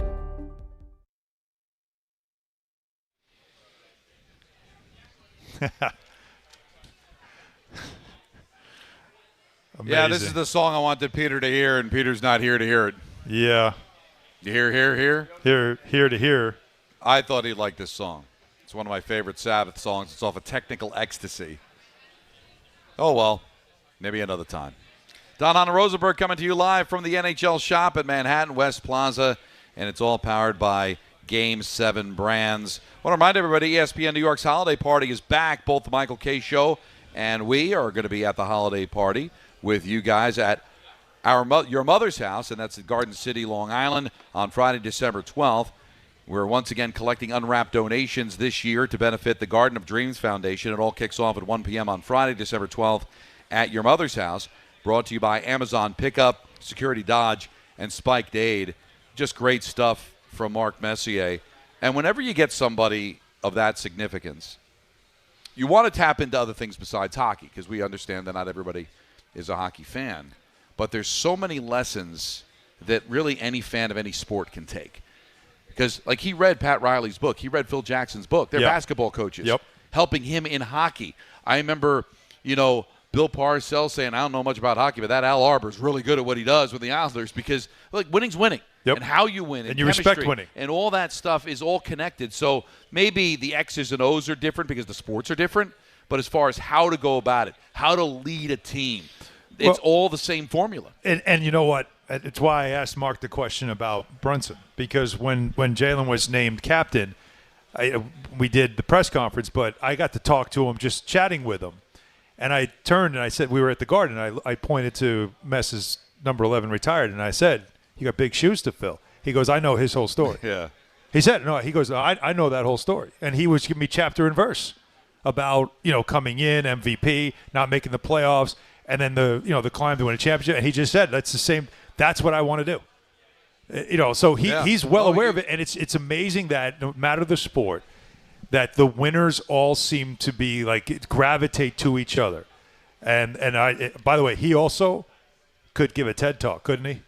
On teamwork and building a team and championships and all that stuff. Well, that's sort of maybe the Jets and Giants should bring in Messier to get them on track. No, well, that's sort of the interesting part about the head coaching thing not working out, because the energy he gives you and passion, how self-reflective he is too. That's the kind of guy who gets it and understands how to deal with people. You would think players would look and whatever you say. Well, what a player needs. When I was going to ask Mess about this, but he was just so captivating. We could have kept him for an hour and just keep talking to him. Is that none of the things he said works unless there's accountability.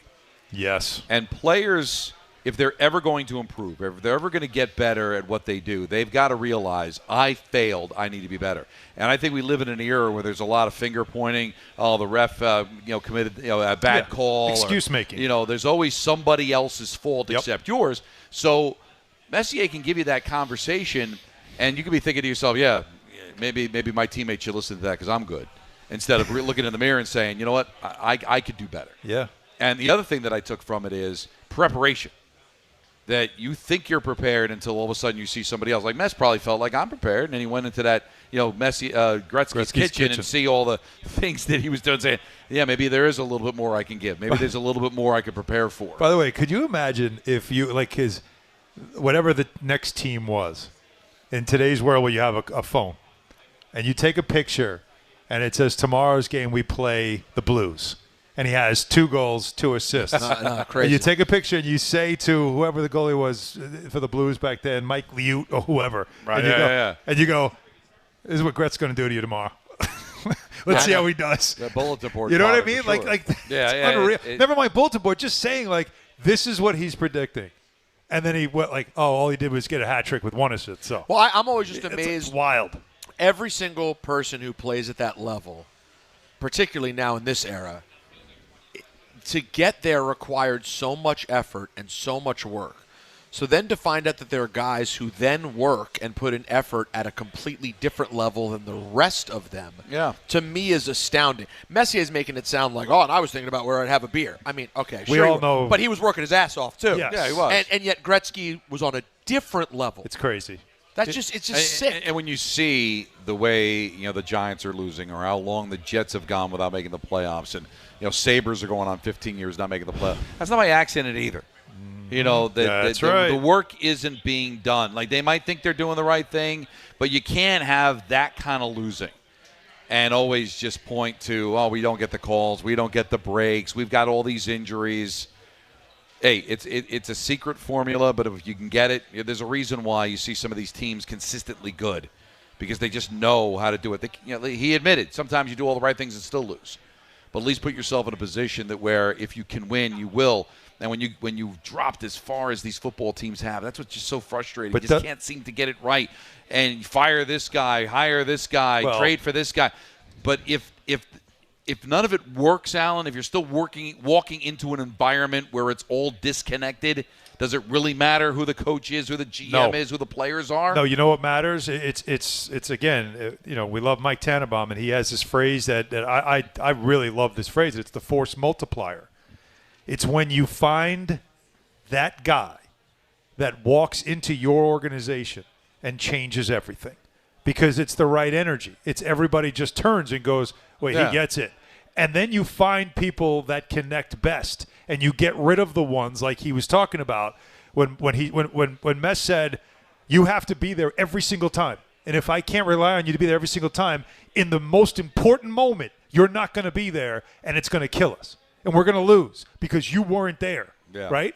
And so you make sure, and that's where the GM comes in. But the first thing you need is that guy that becomes the gravity that everybody's drawn to, believing in, saying this guy. It's. I'll bring it back to Brunson. Him walking into this organization as a signing that people were mocking, like what you gave him, a second-round pick, $100 million. But you saw it in like the first 2 weeks. No, this dude's different. He carries himself different. His work ethic is different. There's something different about him. Then they bring in Josh Hart. And then it becomes, all right, there's another Villanova guy. There's something about these Villanova guys. They're different. And they know Jalen. They know his work ethic. And now it becomes the gravity. And those who didn't draw in, out. And we bring in other people. Right. Now this is what we are. And within 2-3 years, now you have a whole collection of people. Like he said, it's the circle. It's not a guy at the top of the pyramid. It's a circle. But they're all kind of revolving around that one center of gravity. That's what you need. Is Jackson Dart that for the Giants? It feels like it. Guys on the defense love him. Defense. They don't. They normally would not care about anybody on offense unless that's a guy I can rock with. You get that. We didn't bring this up yet, though. What? The hard part is, as Don is questioning everything that exists for this team, and you're not questioning whether Jackson Dart can play or not. But he feels like the multiplier. But at the same time, Don, you're still seeing all the issues you're seeing with this team.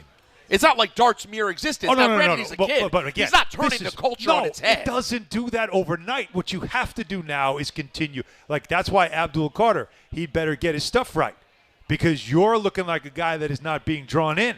And so I got to now get you out, because you're the type of guy that can take the whole thing down, because I can't trust you're going to be there when I need you, which is what Mess was talking about. That's how you build a team. You make sure you have your center of gravity, and then the rest of it you build properly around it.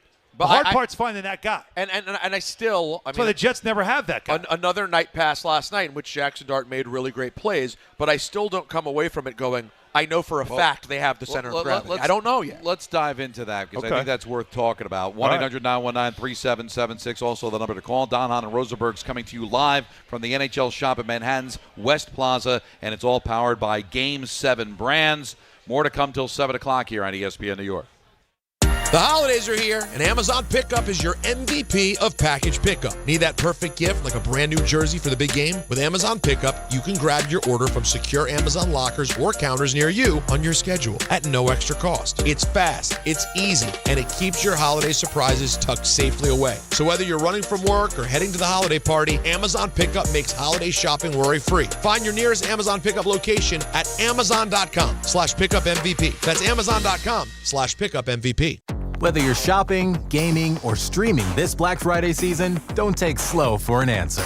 Get Optimum Fiber for the fastest, most reliable, and most consistent internet speeds, starting at $25 a month. Call 888-4OPTIMUM or visit Optimum.com to switch. Act now and get a full year of Netflix, an unlimited mobile line, a $400 prepaid card, and more, all on us. Call 888-4OPTIMUM or visit Optimum.com today. Optimum, don't take slow for an answer. Terms apply. See Optimum.com for details. Are you ready to make a difference for the environment while helping the visually impaired at the same time? Then donate your vehicle to Heritage for the Blind today by calling 1-800-983-6530. Every donated vehicle will either be properly recycled in an eco-friendly manner or given a new life through reuse. Donating your vehicle is easy. Simply call 1-800-983-6530 and Heritage for the Blind will do the rest. They'll even arrange for your vehicle to be picked up at no cost to you. And for a limited time, when you donate your car, you'll receive a $200 restaurant voucher and a 2-night, 3-day hotel stay at one of 50 locations.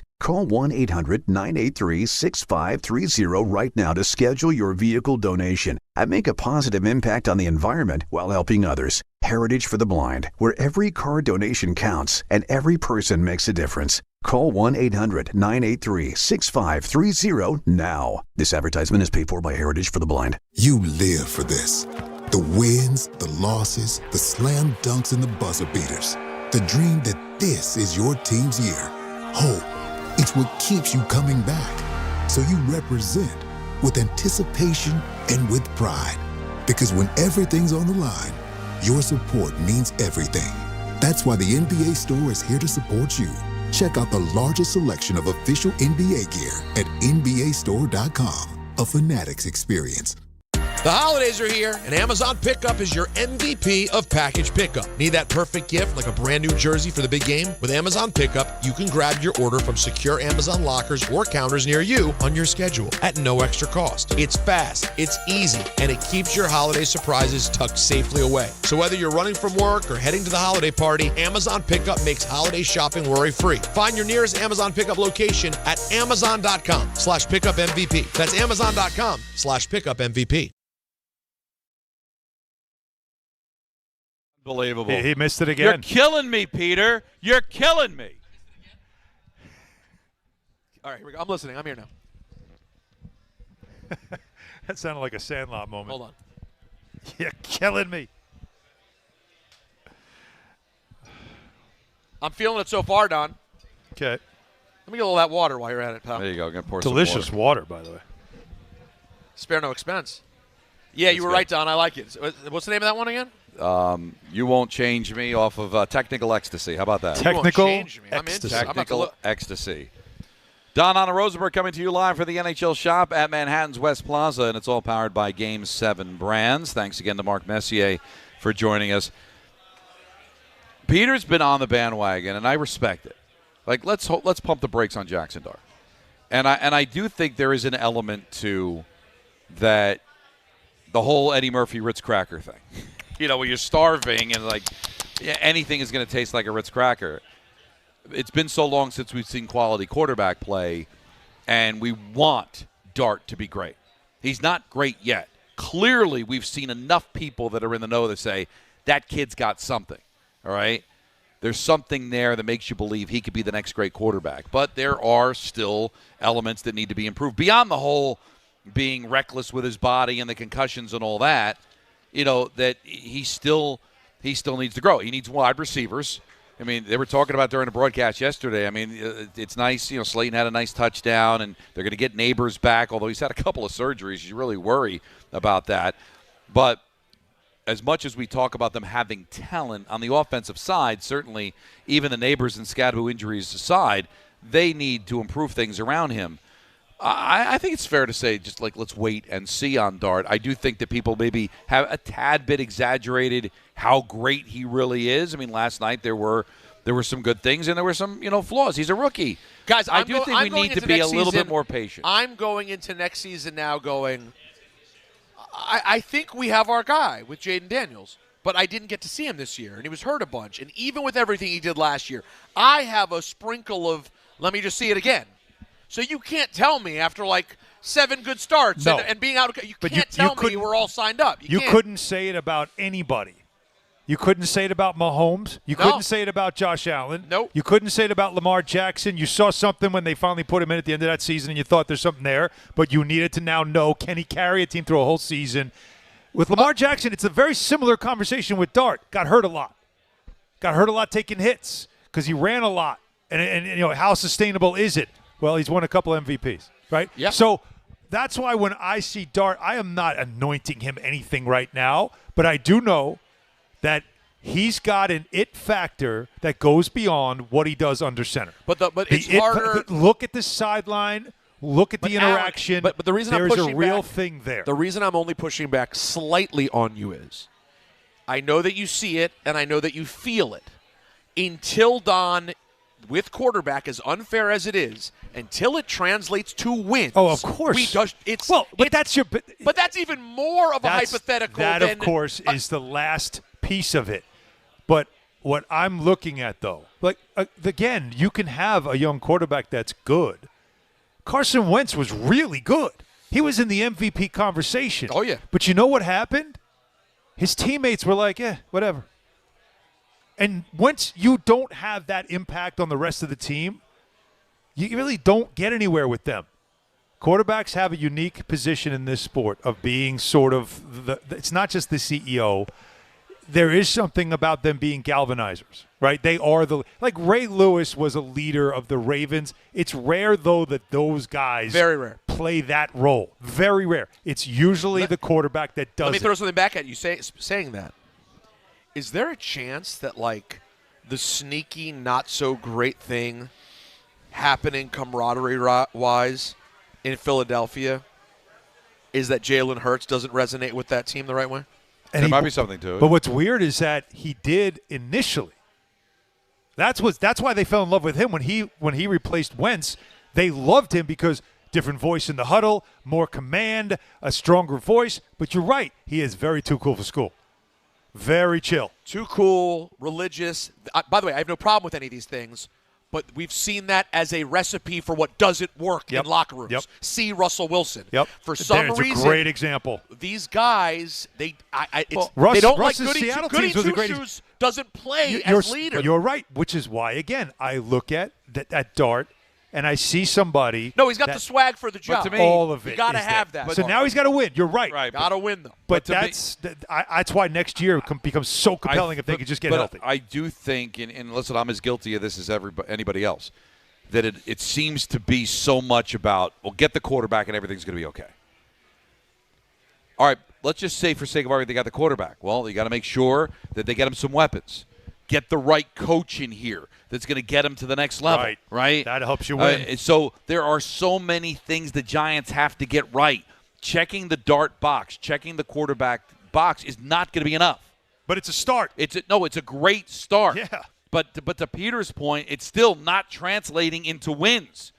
So that's got to happen because it shows you how far the Giants are. They're getting quality quarterback play and yet still not winning games because their defense is a sieve because they don't have weapons and they don't have a coach and to put it together. Don't take accountability all the time. And if you don't get any of those things right, if you don't get the right general manager in here to get him the weapons, if you don't get the right coach that's going to make sure that there's a game plan to execute to win, you are going to waste this player. Because there are quarterbacks that get wasted. Look at Sam Darnold with the Jets. Yep. And now he's in the right place with the right coach and the right weapons, and they've got a chance to maybe go to the Super Bowl representing the NFC. Look at Trevor Lawrence. All right? So everybody talks about the quarterback. Oh, tank for the quarterback. Get the first overall pick, and that's going to solve everything. Well, right now, Dart's playing at a great level, and everybody and their mother's talking about how this is the next great quarterback. He will not be the next great quarterback unless they get 4 or 5 other things right. Yep. That's how far this organization is away. So if it's Shane, then it's Shane. Fine. Hopefully it's right. Get the right coach. Get the weapons. Get this defense right. This defense has some talent on it, but yet it still gets gouged. 30 points in the first half. Patriots aren't that good. No linebacking play. They haven't been every week. No safeties to talk about. Like their issues are abundant in the backside of their defense. So please, people, stop with the whole quarterback. There's so many other things. They are so far away. That's why we're talking about the Jets. Hope they win. Hope that they got the coach. And then maybe you check that box. All right, but then they got to go find the quarterback. Yep. And then they got to make sure that Muji's definitely the guy to get the right pieces together. Yesterday was a humbling experience. Very much. Because you felt like, or at least I felt like, they were prepared to maybe take the next step, and they took a huge step back. Same thing with the Jets. Win 3 of the next 5. All right, how is it going to look against the Dolphins? How is it going to look later on in the season? Are they going to win some games here? That's going to be important because you're too far away, man. You're at the bottom of the Grand Canyon. But if you want to feel good about the Giants coming out of yesterday, what you can see in New England is they thought they might have the quarterback. Then they got the coach. And the coach comes in 2025, and it's all worked. Maybe there is a world in which the coach comes next year, and it all falls into place. I'm telling you that the Washington Commanders are an example of it's not just the quarterback, right? It's the coach, and it's a lot of other things. And now you still might have taken a step back, not because you lost Daniels. Maybe it's exposed other weaknesses because they shouldn't be this bad without him, right? I mean, so it's so hard to win. It's so hard I know this sounds crazy, but I think the Giants, with the right coach and health back next year, and, of course, the simple things that a GM has to do helping making the defense better, could be what the Bears are this year. Well, it's a real thing. That's the hope. And what the Patriots are. Like, that's a real thing. It's not as far. The Jets are at the bottom of the canyon. I understand that. Although the Giants are not. By the way, we're burying the Jets real quick on a week in which the Giants deserve to be buried. The Jets at least are playing for their coach. There is something positive we can see there. I know you're not moved by it. No. You're like the Pusick of the Jets. I said yesterday. But it's nice to see the Jets playing for their head coach. I smiled, right? When Folk made the field goal, I smiled. I just did the from Rudy, and then I walked away. Yeah. 1, 2. Just one clap. All right. That's all right. Good. Good for you. ENN is coming up next. Like you dream about. Hahn Rosenberg coming to you live from the NHL Shop at Manhattan's West Plaza, and it's all powered by Game 7 Brands on ESPN New York. Finding great candidates to hire can be like, well, trying to find a needle in a haystack. Sure, you can post your job to some job board, but then all you can do is hope the right person comes along, which is why you should try ZipRecruiter for free at ZipRecruiter.com/ESPN. ZipRecruiter doesn't depend on candidates finding you. It finds them for you. Its powerful technology identifies people with the right experience and actively invites them to apply to your job. You get qualified candidates fast. So while other companies might deliver a lot of hay, ZipRecruiter finds you what you're looking for. The needle in the haystack. See why 4 out of 5 employers who post a job on ZipRecruiter get a quality candidate within the first day. ZipRecruiter, the smartest way to hire. And right now, you can try ZipRecruiter for free. That's right, free at ZipRecruiter.com/ESPN. That's ZipRecruiter.com/ESPN. ZipRecruiter.com/ESPN. ZipRecruiter. And now let's take a look at the traffic with Brandy Scott. Thanks Thanks a million, guys. I hope you have an awesome rest of the night. Get home safe and quick. We've got some slick and icy conditions out there on the roads. Rangers are home tonight at MSG, and it's Garden of Dreams night. If you're going to drive into Midtown, definitely want to stick with the west side over the east side of town. FDR just packed in both directions, heading over to the 59th Street Bridge. Islanders home at the UBS Arena. Some solid slowdowns on the Cross Island southbound, heading over to Hempstead Turnpike. Bumper to bumper there from Northern Boulevard. LIE westbound, if you're heading over to the Cross Island from Nassau County. Still have a crash in the right lane. Delays there from Willis Avenue. Best of it's the outbound George Henry Hudson and southbound Egan. Cross Bronx westbound slam from the Bronx River Parkway on through. They did pick up that crash on the lower level on the Jersey side. Outbound Lincoln, your best ride at 10 to 15 minutes. Outbound Holland doing a lot better, just about 15 to 20. I'm Brandy Scott on 880 ESPN New York. Make cancer screening a part of your annual healthcare routine. New York Presbyterian offers a full range of cancer screenings, including lung, cervical, prostate, colorectal, breast, and more. Regular cancer screenings could save your life by detecting cancer at its earliest, most treatable stages. Screenings are available across New York City and Westchester. Learn more at nyp.org/cancer screening. Stay amazing. New York Presbyterian. Coach Saban here. On the field or on your walls, coverage matters. That's why I go with Behr Marquee Interior Paint and Primer from the Home Depot. Exceptional hide, advanced stain blocking, and over 1,000 colors to choose from.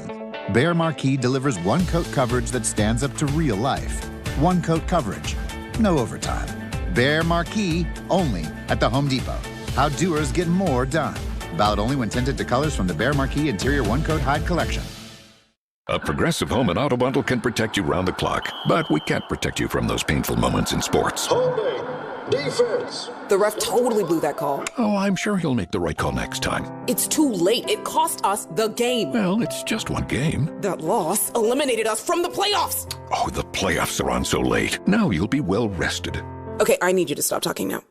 Well, at least your home and auto are protected with a bundle from Progressive. Progressive Casualty Insurance Company affiliates and other insurers. Not available in all states or situations. Hey, this is Mika Zibanejad. Hey, this is Adam Fox. Catch every Rangers game right here on 880 ESPN. WHSQ and WCBS-FM HD2, New York. This is an ENN Special Report. Now reporting. The very handsome Jewish man, Peter Rosenberg. We should talk some sports. Do what you want. It's ENN.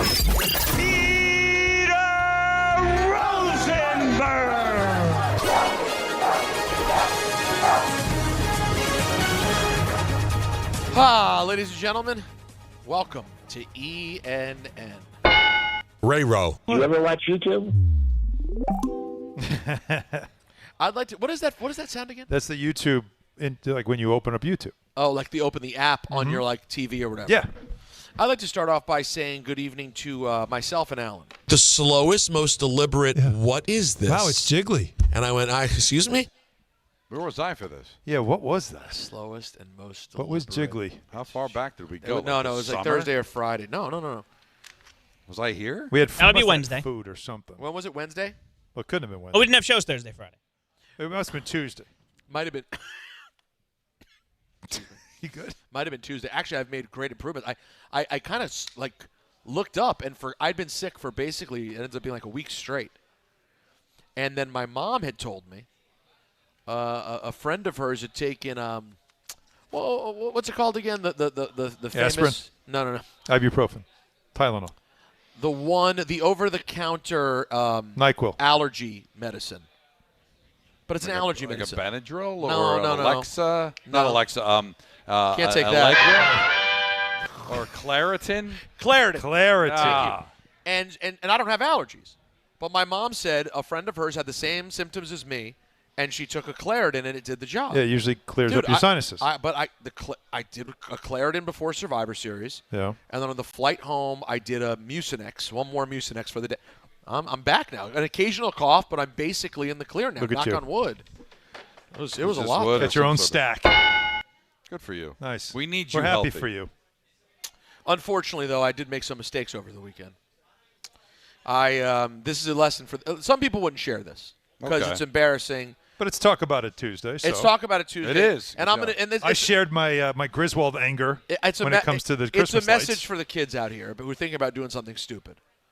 A friend offered me the latest and most popular nicotine device, which is a Zyn. Oh, boy.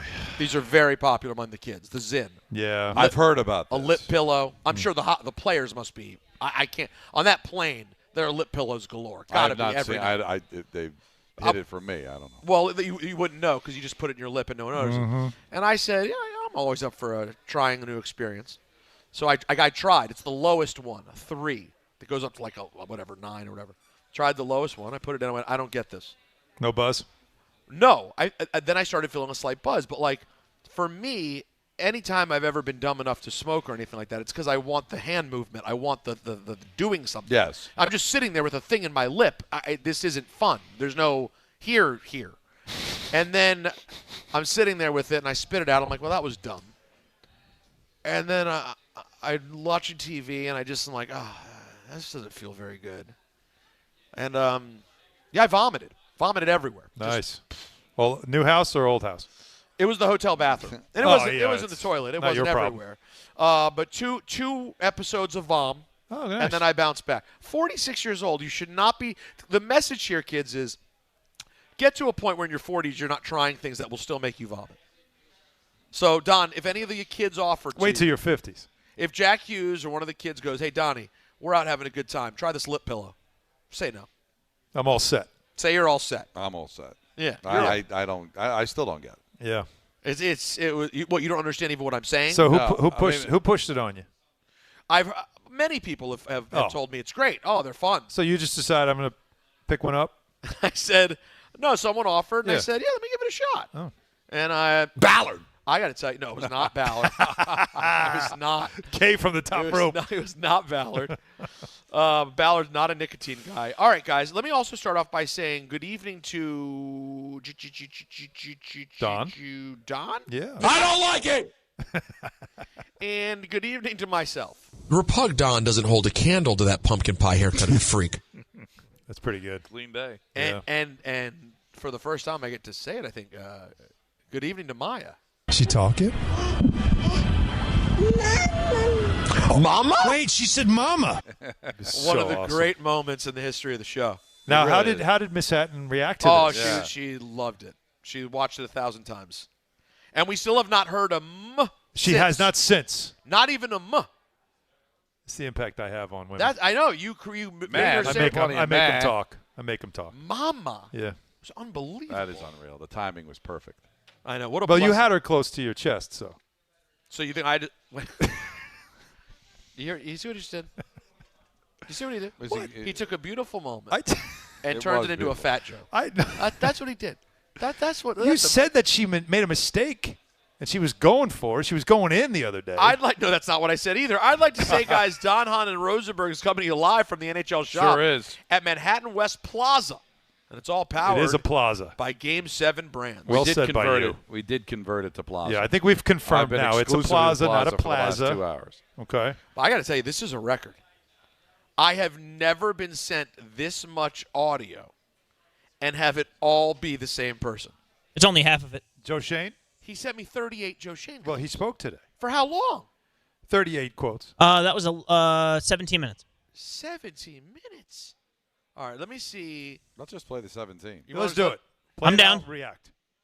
All right, let's play clip 3. Joe, will you see the search through into next year? Yeah, again, our focus is going to be on supporting Kafka and his staff. Ownership will evaluate the entire football operation. No, Anthony's out of control. Already? Anthony's out of control. That's it. Play another one. Go ahead, play another one. You dare me to, huh? Oh, no. That was all Anthony. Oh, no. All Pusick right there. All right, Joe Shane was asked, what if a new head coach... I guess we're not going to hear that one either. I understand, Anthony. And by the way, and that one's old, the reason I chose that one, Don, it says the entire clip is 1 second long. I just wanted to hear what the 1 second was. The calls we've gotten, I think we're going to be able to fill the job. With the calls we've gotten, I think we'll be able to fill the job. I like that. What is that? Pusick is definitely out of control. I understand. He's feeling it today. I understand you tapped out, Anthony, but there are people that want to hear this audio. Sure. I love it. No, this is the Anthony I want. It's good for his. It's good for his next job interview. There's not a damn thing wrong with this, but still. No, I'm looking. Okay, how about this? Are you concerned the Abdul Carter situation could be a lingering issue? Let's see. No. Why? I have a lot of faith in the people in the building and the resources that we have. Abdul is a young man that's 21 years old, that's smart and understands the magnitude of his actions, and also understands what it means to be a pro. And these kids are 21 years old, and they're thrust in the spotlight in New York City, and it's not always going to be perfect. People make mistakes. Nobody's perfect. And part of our job is to develop them as football players, but also as people. And we will continue to do that with everybody in this organization. Okay, so just he should have not used the excuse of him being young. He should have gotten right to the accountability of our job is to get him right, is to teach him, is to develop him not just as a player, but as a person. Mm-hmm. And so we have to do a better job of it. Those are the things he should be saying. Don't give me the excuses that he's 21. But all right, we understand that he's young. We know this. You know he's 21. But again, it's you're coaching it or allowing it to happen. So that's on you. I need names. Like, he's confident in the people. Like, well, you've got an interim head coach. Yeah. Who's left? You've got a defensive coordinator who used to be a linebackers coach. Yeah. All right, your head coach is gone. Did they fire the special teams coach after yesterday? Yeah, I How many don't guys know are left? who he's talking about. Like, who's in that room? God bless John Mara, but he's not around. He's dealing with. You're just throwing stuff. I have confidence in people. Well, give me names. Give me people, because a lot of the people you could have said you were confident in a week ago are out of jobs. You know who they lost? They lost Dexter Lawrence this season. They really lost him. What do you mean? Just as a presence. It just feels he like wasn't he's right not. all year. No. He had the injury in the offseason. It took him a while to get back. Carl Banks called him out. He has not been right, because you would think that Dexter has been there forever, that he's the one guy that could have the, Lawrence Taylor in the sauna moment, right? With a guy like Abdul Carter. Like, son, this is not what we do around here, right? Every time you say the Lawrence Taylor in the sauna moment, you just don't. It doesn't hit right. Doesn't hit right? How else should I put it? No, it's just because. It's the scene. No, I know. Because there could have been an incident in the sauna. It's possible. It's on the table. So how else should I describe that moment? How about the Lawrence Taylor scene from Any Given Sunday? But he wasn't in only one scene. How about the famous Lawrence Taylor scene from Any Given Sunday? That's a lot of words. Lawrence Taylor's sauna. Everybody knows what I'm talking about. The sauna scene. I said steam room before, and that was a little weird. Both of them sound very suspect. Yeah? Get your mind out of the gutter and focus on winning. Think about it. A guy like that, come on. No, it's doing real well. That is. Put it in the Louvre, baby. Wow. We need something. Hang it in the Louvre. What a moment that was. You both knew what you were saying to each other, though. We need to have a conversation. Oh, boy. Because we are coming up to the 20th anniversary of that drop. Oh, boy. That was leading in to the Giant Panther playoff game in 05. Wow. We are in 25. Yeah. So we've got to get the exact date of that interview. There needs to be some sort of a celebration. The 20th anniversary of what might be the greatest drop in the history of the station. If you're not a complete hack, we got to get LT on the show for that day. You guys got to try it again. Yeah, no, I agree. So sometime in January. Needs to happen. That moment needs to happen. John Winthrop, who is our boss right now. He's sending an email right now to get it done. Pinhead suit. Sending it right now. Look at him. He's already on his phone. Oh, yeah. He's getting it done. Produce that segment. Look at him. He made the decision to air it. One of the proudest moments Print it. of his How career. many people outside of children can you say, I created this, and 20 years later it lives relevant? Oh, it's an incredible moment. Anything more from Joe Shane? Let's see. Do you guys want to hear more? Anthony's already told us how he feels. Was there anything significant of what he said? Come on, find something. Something. I resign. Is there one that labeled I resign? I don't see one that says I resign. Because if there is, you should play it. Here, let me see. The problem is they're all rather long, too. Oh, how about this? Here we go. No, here we go. Hey, you don't want the music. Let him play. All right, here we go. Do you anticipate Kafka being a candidate for the head coach job? Yeah, Mike's going to get a real look.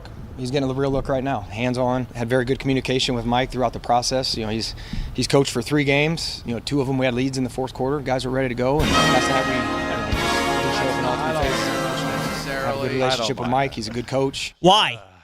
The last guy had leads too. I'm not feeling it there either. You guys are crazy. You're out of your minds. I'm with Anthony. I'm not feeling You're out. He did speak. Not feeling it. The man said words. There's got to be something. But what would you do? If you're him right now, off a game like that, national embarrassment, your team got punked. Your kicker kicked the dirt instead of the ball. Is there anything like about... what else went wrong in this game? I'm embarrassed. No one... I need to do a better job. There was a punt return for a touchdown, and the closest that anyone came to tackling him was the punter who dove at his feet. Is there an accountability cut? Sure. Nobody's perfect, and the chances of me batting 1,000 are gone because I've made mistakes. Okay, everybody's going to make mistakes, and we're going to get some things right. As long as you're learning from those mistakes and you reflect on the process in place and where you went wrong, and you can continue to get better, that's what's most important. And I'm better today than I was 4 years ago when I get this job. And something happened? I don't like the messaging In here all at all. seriousness. He's not speaking like a leader. The fact that he's speaking and answering questions about the future of this organization, where's he going? Honestly, we could talk all we want. He should go blow it up. I told you. I'm telling you, he's not going anywhere. He's not going anywhere. He's not going to go anywhere. Correct. And I listen, I can have my opinion. These guys can have their opinion. He's not going anywhere. Thank you. I told you this. I said this earlier. To make a change beyond that at this point requires such a massive undertaking given the Mara situation. I've been saying this from the beginning. This is, unfortunately for Giants fans, a year where you have to think about this as a business. I know it's your passion and you love them. Think of this as a business. Hey, guys, the most important person in this business that we run has a real serious health concern. Everything else we're going to try to figure out, but it is getting our second best this year. It's just the way it is. And if they were to call up Tish and say, hey, we want to redo how we do, that is too much for them to deal with right now. So even that wouldn't happen for a little while. Or we run Shane back, who we feel's done a pretty good job with the talent, and hope we get a new head coach and change the culture. Under different circumstances, but I think Alan will get this analogy. Okay, not me, though. I'm lost. He's Mike Milbury. You're right. Now, Charles Wong was not John Mara, but Charles Wong's like, listen, Mike Milbury's my hockey guy. And he probably should not have been there, but nobody was going to fire him because he was the hockey guy.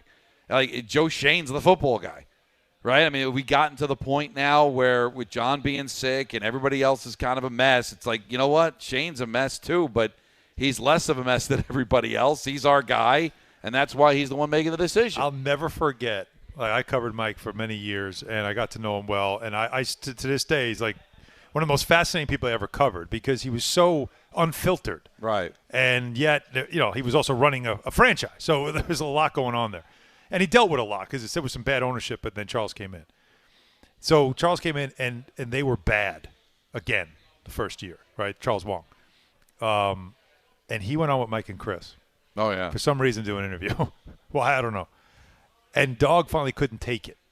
And he's like, they were asking, like, well, the team's losing again. Players you tried to get didn't work out. And so finally, Mike just stops. He goes, Chris, ask the question. And he's like, what do you – ask the question. And then the Dog goes, how do you still have a job? And Mike said, I don't know. It's just simply, I'm still here. And the behind, but it was unreal. Like it just, he knew. Like, ask the. I know what you're trying to say. Ask the question. Joe Shane, in that moment, that's what he should have said. Ask the question. You know what you want to ask. Ask. How do you still have a job? How am I still here?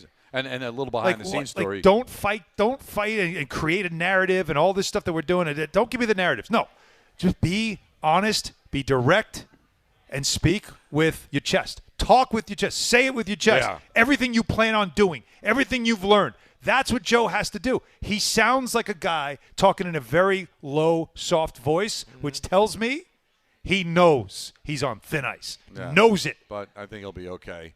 The other postscript to the Milbury story, Botta told me, like, Chris Botta was the PR director, went in there and apologized to him, and Milbury's like, that's all right. Yeah, he loved it. He loved it. You can have a fight with him, and he'd laugh Mike about it. Mike is great. Yeah. No, well, listen, Anthony might be sad about what's happening with the Giants, but at least He's the fan of a team who's seeing Devin Williams leave, not arrive.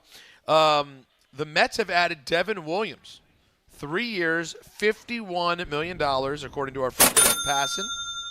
This is going to be the replacement for Edwin Diaz, should he leave. That's the problem. They're hoping he's the setup for Edwin Diaz. They're trying to build a big, the back of the bullpen kind of thing. Now, Don, can you live with it if it's that? Yeah, I can live with him being the setup guy. He wasn't bad as the eighth but inning guy. The problem, and we talked about it all year, did he have the stomach to be a closer? Did he have a stomach to be the closer in New York? Yeah. Well, last I checked, the Mets still play in New York. So hopefully it's a setup. But people are assuming Diaz is gone. There's a lot of reports the Dodgers are going to gobble him up. And that Devin Williams will then become your closer. Then I'd be worried. Then I would be worried. Yeah. But, if they can keep Diaz or have somebody else in mind to be the closer, then I would not have a problem with Devin Williams being the setup guy. But if he's the closer, a little nervous. Not great. Not great, Bob. Okay. Now, how do we know that it's setup guy, not closer? That's the we point. Because what I've read, and it is speculation, but what I've read is that that's their plan. They're hoping to build this, this kind of like what the Yankees tried to do, I guess, right? A back of the bullpen that is giving you 2 innings at maybe you'll get even 2.5 innings, 2 1/3 out of it, because Williams was good. The Yankees would bring him in the 7th, and he'd get you from the 7th to the 8th. He actually, once he went in that role after they got Bednar, he was good. Yeah, he was reliable. If you want to tell me Yankees hit different than Mets, and that maybe he can have a stomach for it with the Mets and not the Yankees, I listen. I guess I can listen to that. Maybe there's a little bit more pressure being a Yankee because don't you think so? And all kidding aside, but don't you feel like there's a little less of that intensity? But, what is pressure? Is it to try to please the fans? Well, they're going to boo just as loud in Flushing as they do in the Bronx, right? Yes. So and there's going to be just as much media. The same amount of people cover the Yankees as they do the Mets. Expectations to win, though. But Steve Cohen is sitting on $16 billion. The Mets, not that long ago, went to Game 6 of the League Championship Series. There may not be the pressure to win that the Yankees have. That self-imposed win or second loser garbage, but there's got to be an expectation to win when you've got the second highest payroll. I mean, listen, not that long ago they were the best team in baseball in the first half of the season. You know why? It was this past season, and then they feels like forever ago. Yeah, they need to, if they could piece the end of the 24 season with the beginning of the 25 season, that's a hell of a club. All right, well, hours after news broke on Tuesday, earlier today, that Serena Williams had entered the International Tennis Integrity Agency's registered testing pool, Serena went on social media and said, OMG, y'all, I'm not coming back. This wildfire is crazy. So what's going on? Well, that's the interesting part, is why did her status there change? Now, per protocol, she declared herself retired back in 2022, which means she would no longer be subjected to routine drug testing. Her name remains listed on the site as retired, but she would be eligible to return to competition and be listed as a reinstated player following 6 months of being an inactive player in the pool. Now, Venus Williams made a return to the WTA Tour in July after a 16-month absence.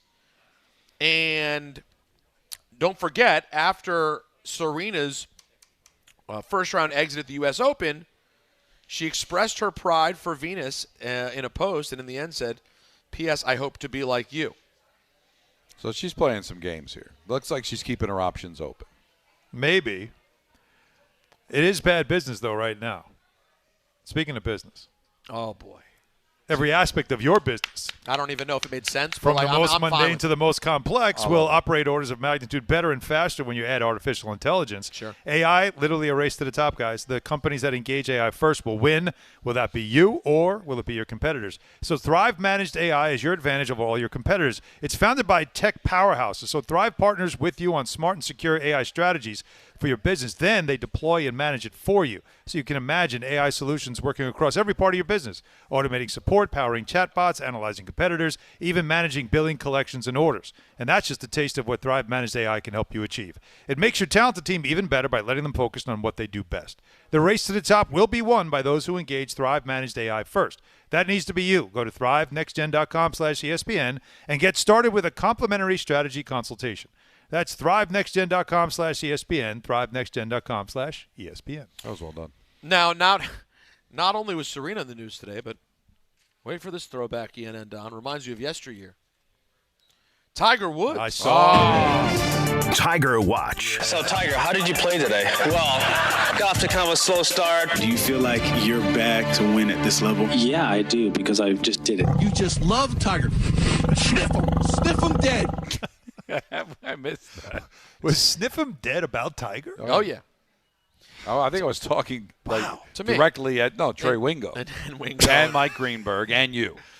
Tiger said he has started chipping and putting, but does not know when he will return to competitive golf. He spoke at the Hero World Challenge in the Bahamas. He said he is not far along in his recovery from surgery that he had back in October in New York to replace a disc, but he is out there chipping and a putting. Let it go. No. Yeah. No. You just can't. You won't be happy Let it go. until he's a corpse on the 7th hole. Right. Just putting in a coffin. Listen, here's what, and I don't want dragging himself up to the tee box. I don't want to do this right now because we've had this fight. It's one of the most repetitive fights we've ever had this Yeah, but show. it's been a while. But Don's ready. It's the one sport where you can be an old man and still get out there and do it. Yeah? Name one. What do you mean? An old man. Yeah. Golf? Who did it? Jack was Jack? 46. How long No, ago? no, no, no. 46. He kept playing. It was his last. That was Well, you his last said major. do it, meaning if Tiger's playing, is he playing for 10th place? No, I mean, I'm not playing. telling him to let it go. I'm telling you to let it go. Look, I hope he goes out there and he does the best he can. He's going I'm just saying, you let it go. No. Trey let it go. No. Greenberg let it go. You can't. Stop it. Need him. No, you know what it is? He's Eldrick now. He's not Tiger. He's Eldrick? Yeah. Can you imagine if he's not Tiger anymore? Well, imagine the disrespect if you saw him and said, Eldrick, what's up? And he's like, excuse me. He went, What's up? Start What's up, playing, E? start playing well again. I'll call you Tiger. Yeah, you're not Tiger anymore. That'll do it for ESPN. Oh, that's a good one. Powered by our friends here at the NHL Shop, where we're broadcasting from at Manhattan West Plaza, and Game 7 brands. That was a great job. That Thank was you. a funny NN. Thank you. Last call, crew, 1-800-919-3776. You're a Met fan, how you feel about Devin Williams? If you're a Giant fan, how you feel about them? So much fun hanging out with you till 7 o'clock. Alan, we're going to say goodbye to you, right? Yes, sir. Because you've got to get to the Garden. Yes. Because they're side by side tonight. So choose MSG. Please. NBC, stop, they don't need your business. They got they got Seinfeld. They don't know your team. Go and watch on MSG. You got Breen tonight? Yes. Oh, see? You And got and Alan. Clyde. And Clyde. Yes. And Alan. And Wally. Yep. And Bill. And Bill Pito. Yep. So get Monica to work. and Tyler on the radio Come call. on. Get going. And, of course, the game can be heard, coverage beginning at 7:30 after Dan Grassa, right here on ESPN New York. Whether you're shopping, gaming, or streaming this Black Friday season, don't take slow for an answer. Get Optimum Fiber for the fastest, most reliable, and most consistent internet speeds, starting at $25 a month. Call 888-4OPTIMUM or visit Optimum.com to switch. Act now and get a full year of Netflix, an unlimited mobile line, a $400 prepaid card, and more, all on us. Call 888-4OPTIMUM or visit Optimum.com today. Optimum, don't take slow for an answer. Terms apply. See Optimum.com for details. The holidays are here, and Amazon Pickup is your MVP of package pickup. Need that perfect gift like a brand new jersey for the big game? With Amazon Pickup, you can grab your order from secure Amazon lockers or counters near you on your schedule at no extra cost. It's fast, it's easy, and it keeps your holiday surprises tucked safely away. So whether you're running from work or heading to the holiday party, Amazon Pickup makes holiday shopping worry-free. Find your nearest Amazon Pickup location at amazon.com/pickupmvp. That's amazon.com/pickupmvp. 1-877 Cards for Kids. KARS Cards for Kids. 1-877 Cards for Kids. Donate your card today. 1-877 Cars for Kids. KARS Cars for Kids. 1-877 Cars for Kids. Donate your car today. Ready to get rid of that old car? Donate it to Cars for Kids. Call 1-877-CARS-FOR-KIDS to reach a friendly live agent. Donation's super easy, and your car can be picked up as soon as tomorrow. Call us now, 1-877-CARS-FOR-KIDS. That's Cars with a K to donate your car today. 1-877 Cars for Kids. Donate your car today. Hurry! It's your last chance to donate for 2025. Last chance! Donate now for a 2025 tax deduction. Alan Hahn here to tell you about my friends at Bathfitter. They remodeled a bath in my house, converting a tub into a shower. The result, amazing. Bathfitter offers custom bath renovations, including their unique PermaFit solution for a watertight fit. It's done in one day, easy to clean, durable with no demo, no mess, and it costs less than a standard replacement. Take advantage of their biggest sale of the year. Save up to $800 on a complete Bathfitter system. See their website or call for details and start designing your bath today at bathfitter.com. Do you have trouble getting in and out of the bathtub? Are you afraid you'll slip and fall entering or exiting a tub? SafeStep walk-in tubs can transform your bathtub from an area of concern to a calming refuge. Call them today at 1-800-731-4558 and save $1,600. SafeStep walk-in tubs and showers are proudly made in Tennessee and offer an ultra-low step-in, avoiding that difficult climb over a traditional bathtub wall. They also offer a variety of therapeutic benefits that may help soothe your aching muscles and joints, increasing your mobility, boosting your energy, and improving your sleep. SafeStep walk-in tubs are designed to easily fit your existing tub space and are often installed in as little as one day. Just dial 1-800-731-4558 today to save $1,600 and receive a free shower package. That's 1-800-731-4558 for a free no-obligation consultation and to save $1,600. Safe Step walk-in tubs. Safety never felt so good. Mornings with DiPietro and Rosenberg. Mel Kiper with this. Jackson Dart is defiant and he refuses to even consider sliding. Totally disagree with that. Mel, he said this is how he plays football. I don't think there's a problem with a kid going out there and laying on the line. He's just got to pick his spot. He understands what he has to do. He's trying to work on that. For Jackson, I don't think it's defiant. That's something you have to recalibrate. DiPietro and Rosenberg, morning 6 to 10 on ESPN New York and streaming live on YouTube.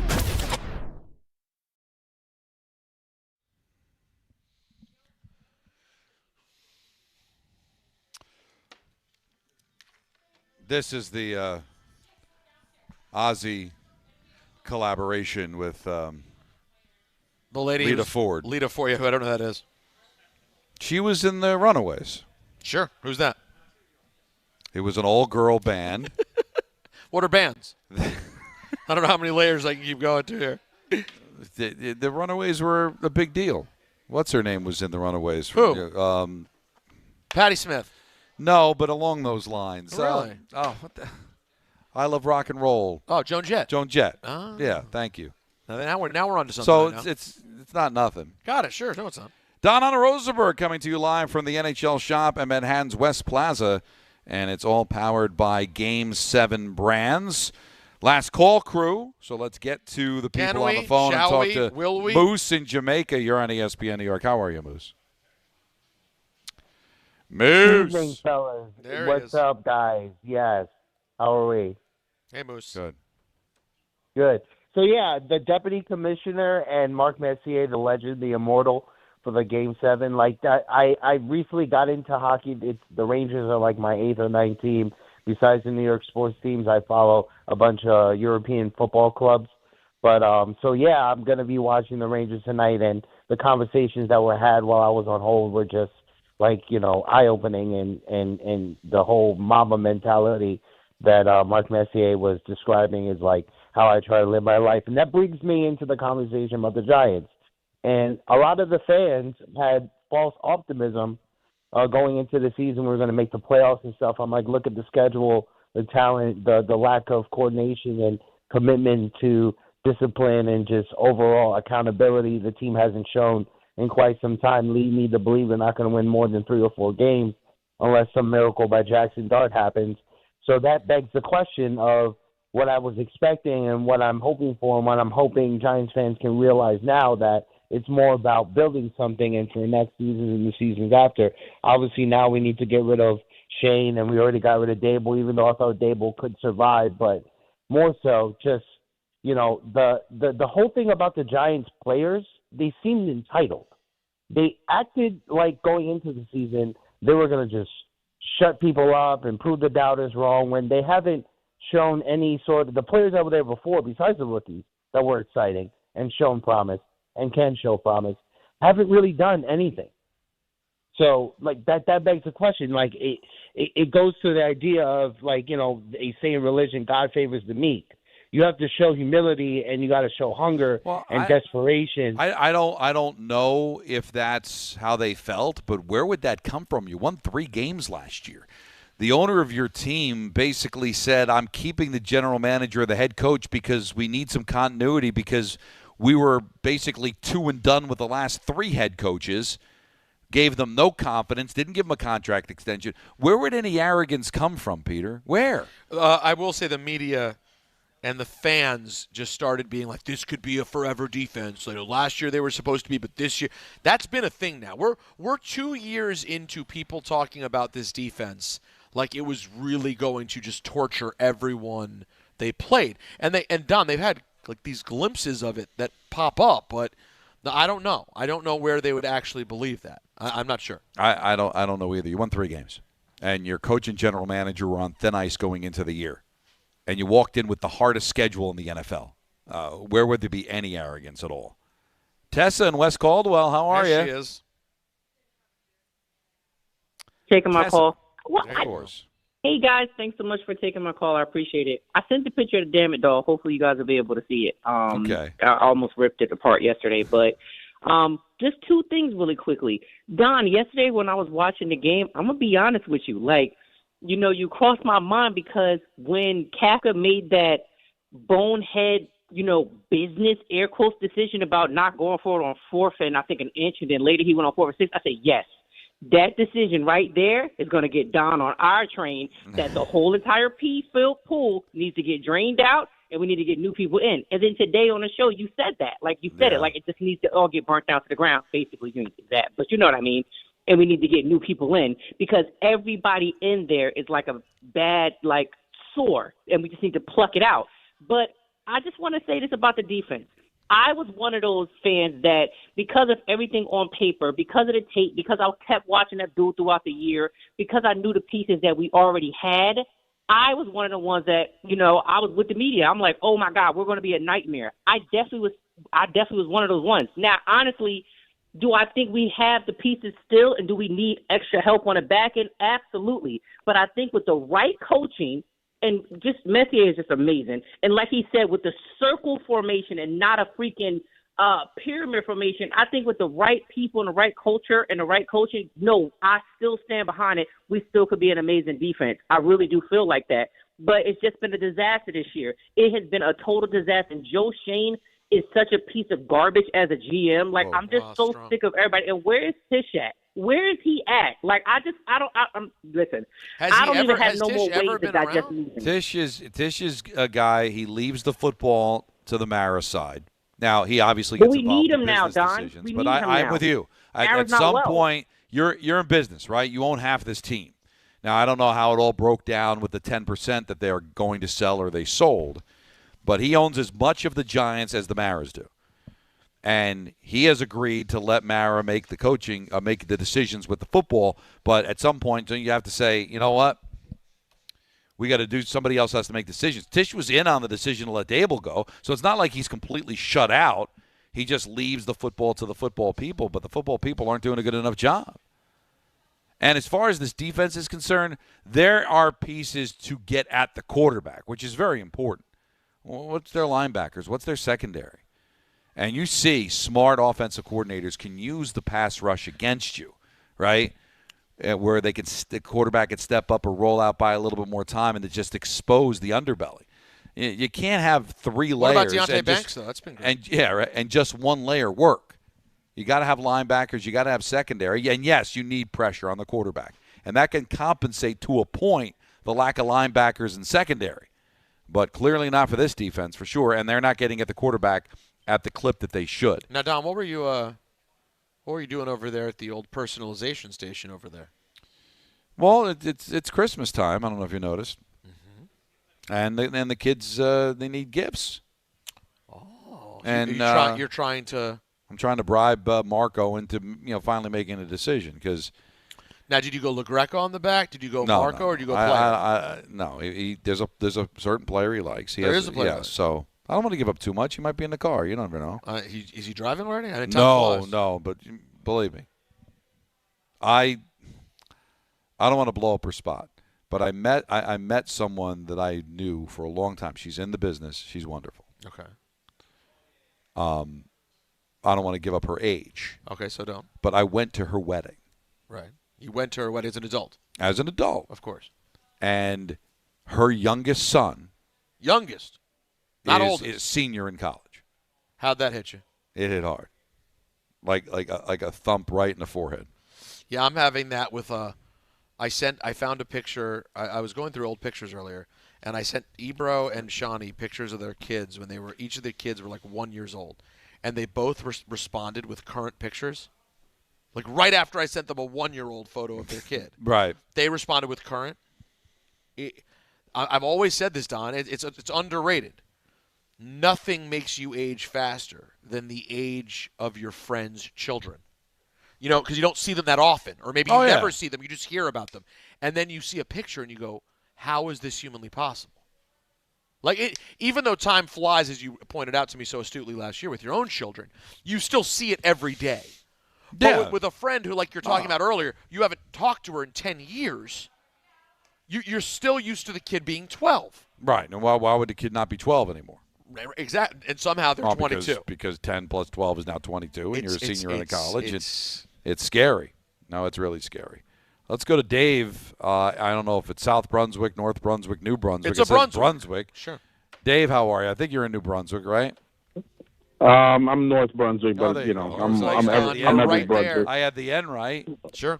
That's right. It's Brunswick, Dave. I'm gonna try to make a quick point, Don.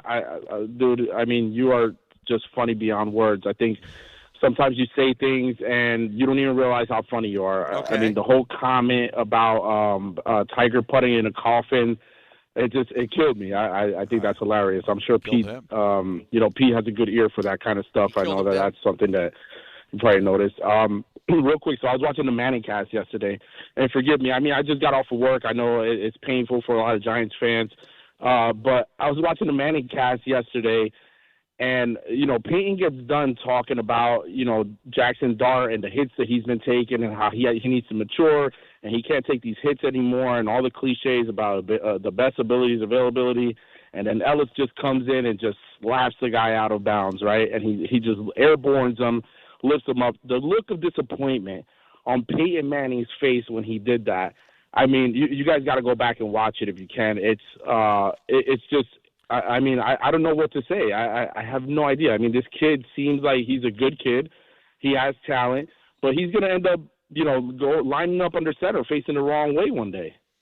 Well, I mean, listen, he took a big lick, but he got up, and, he's got to realize that one less yard, and it would have avoided the whole situation. I will tell you one thing I did like, and thank you for the phone call, is how his teammates came to his support.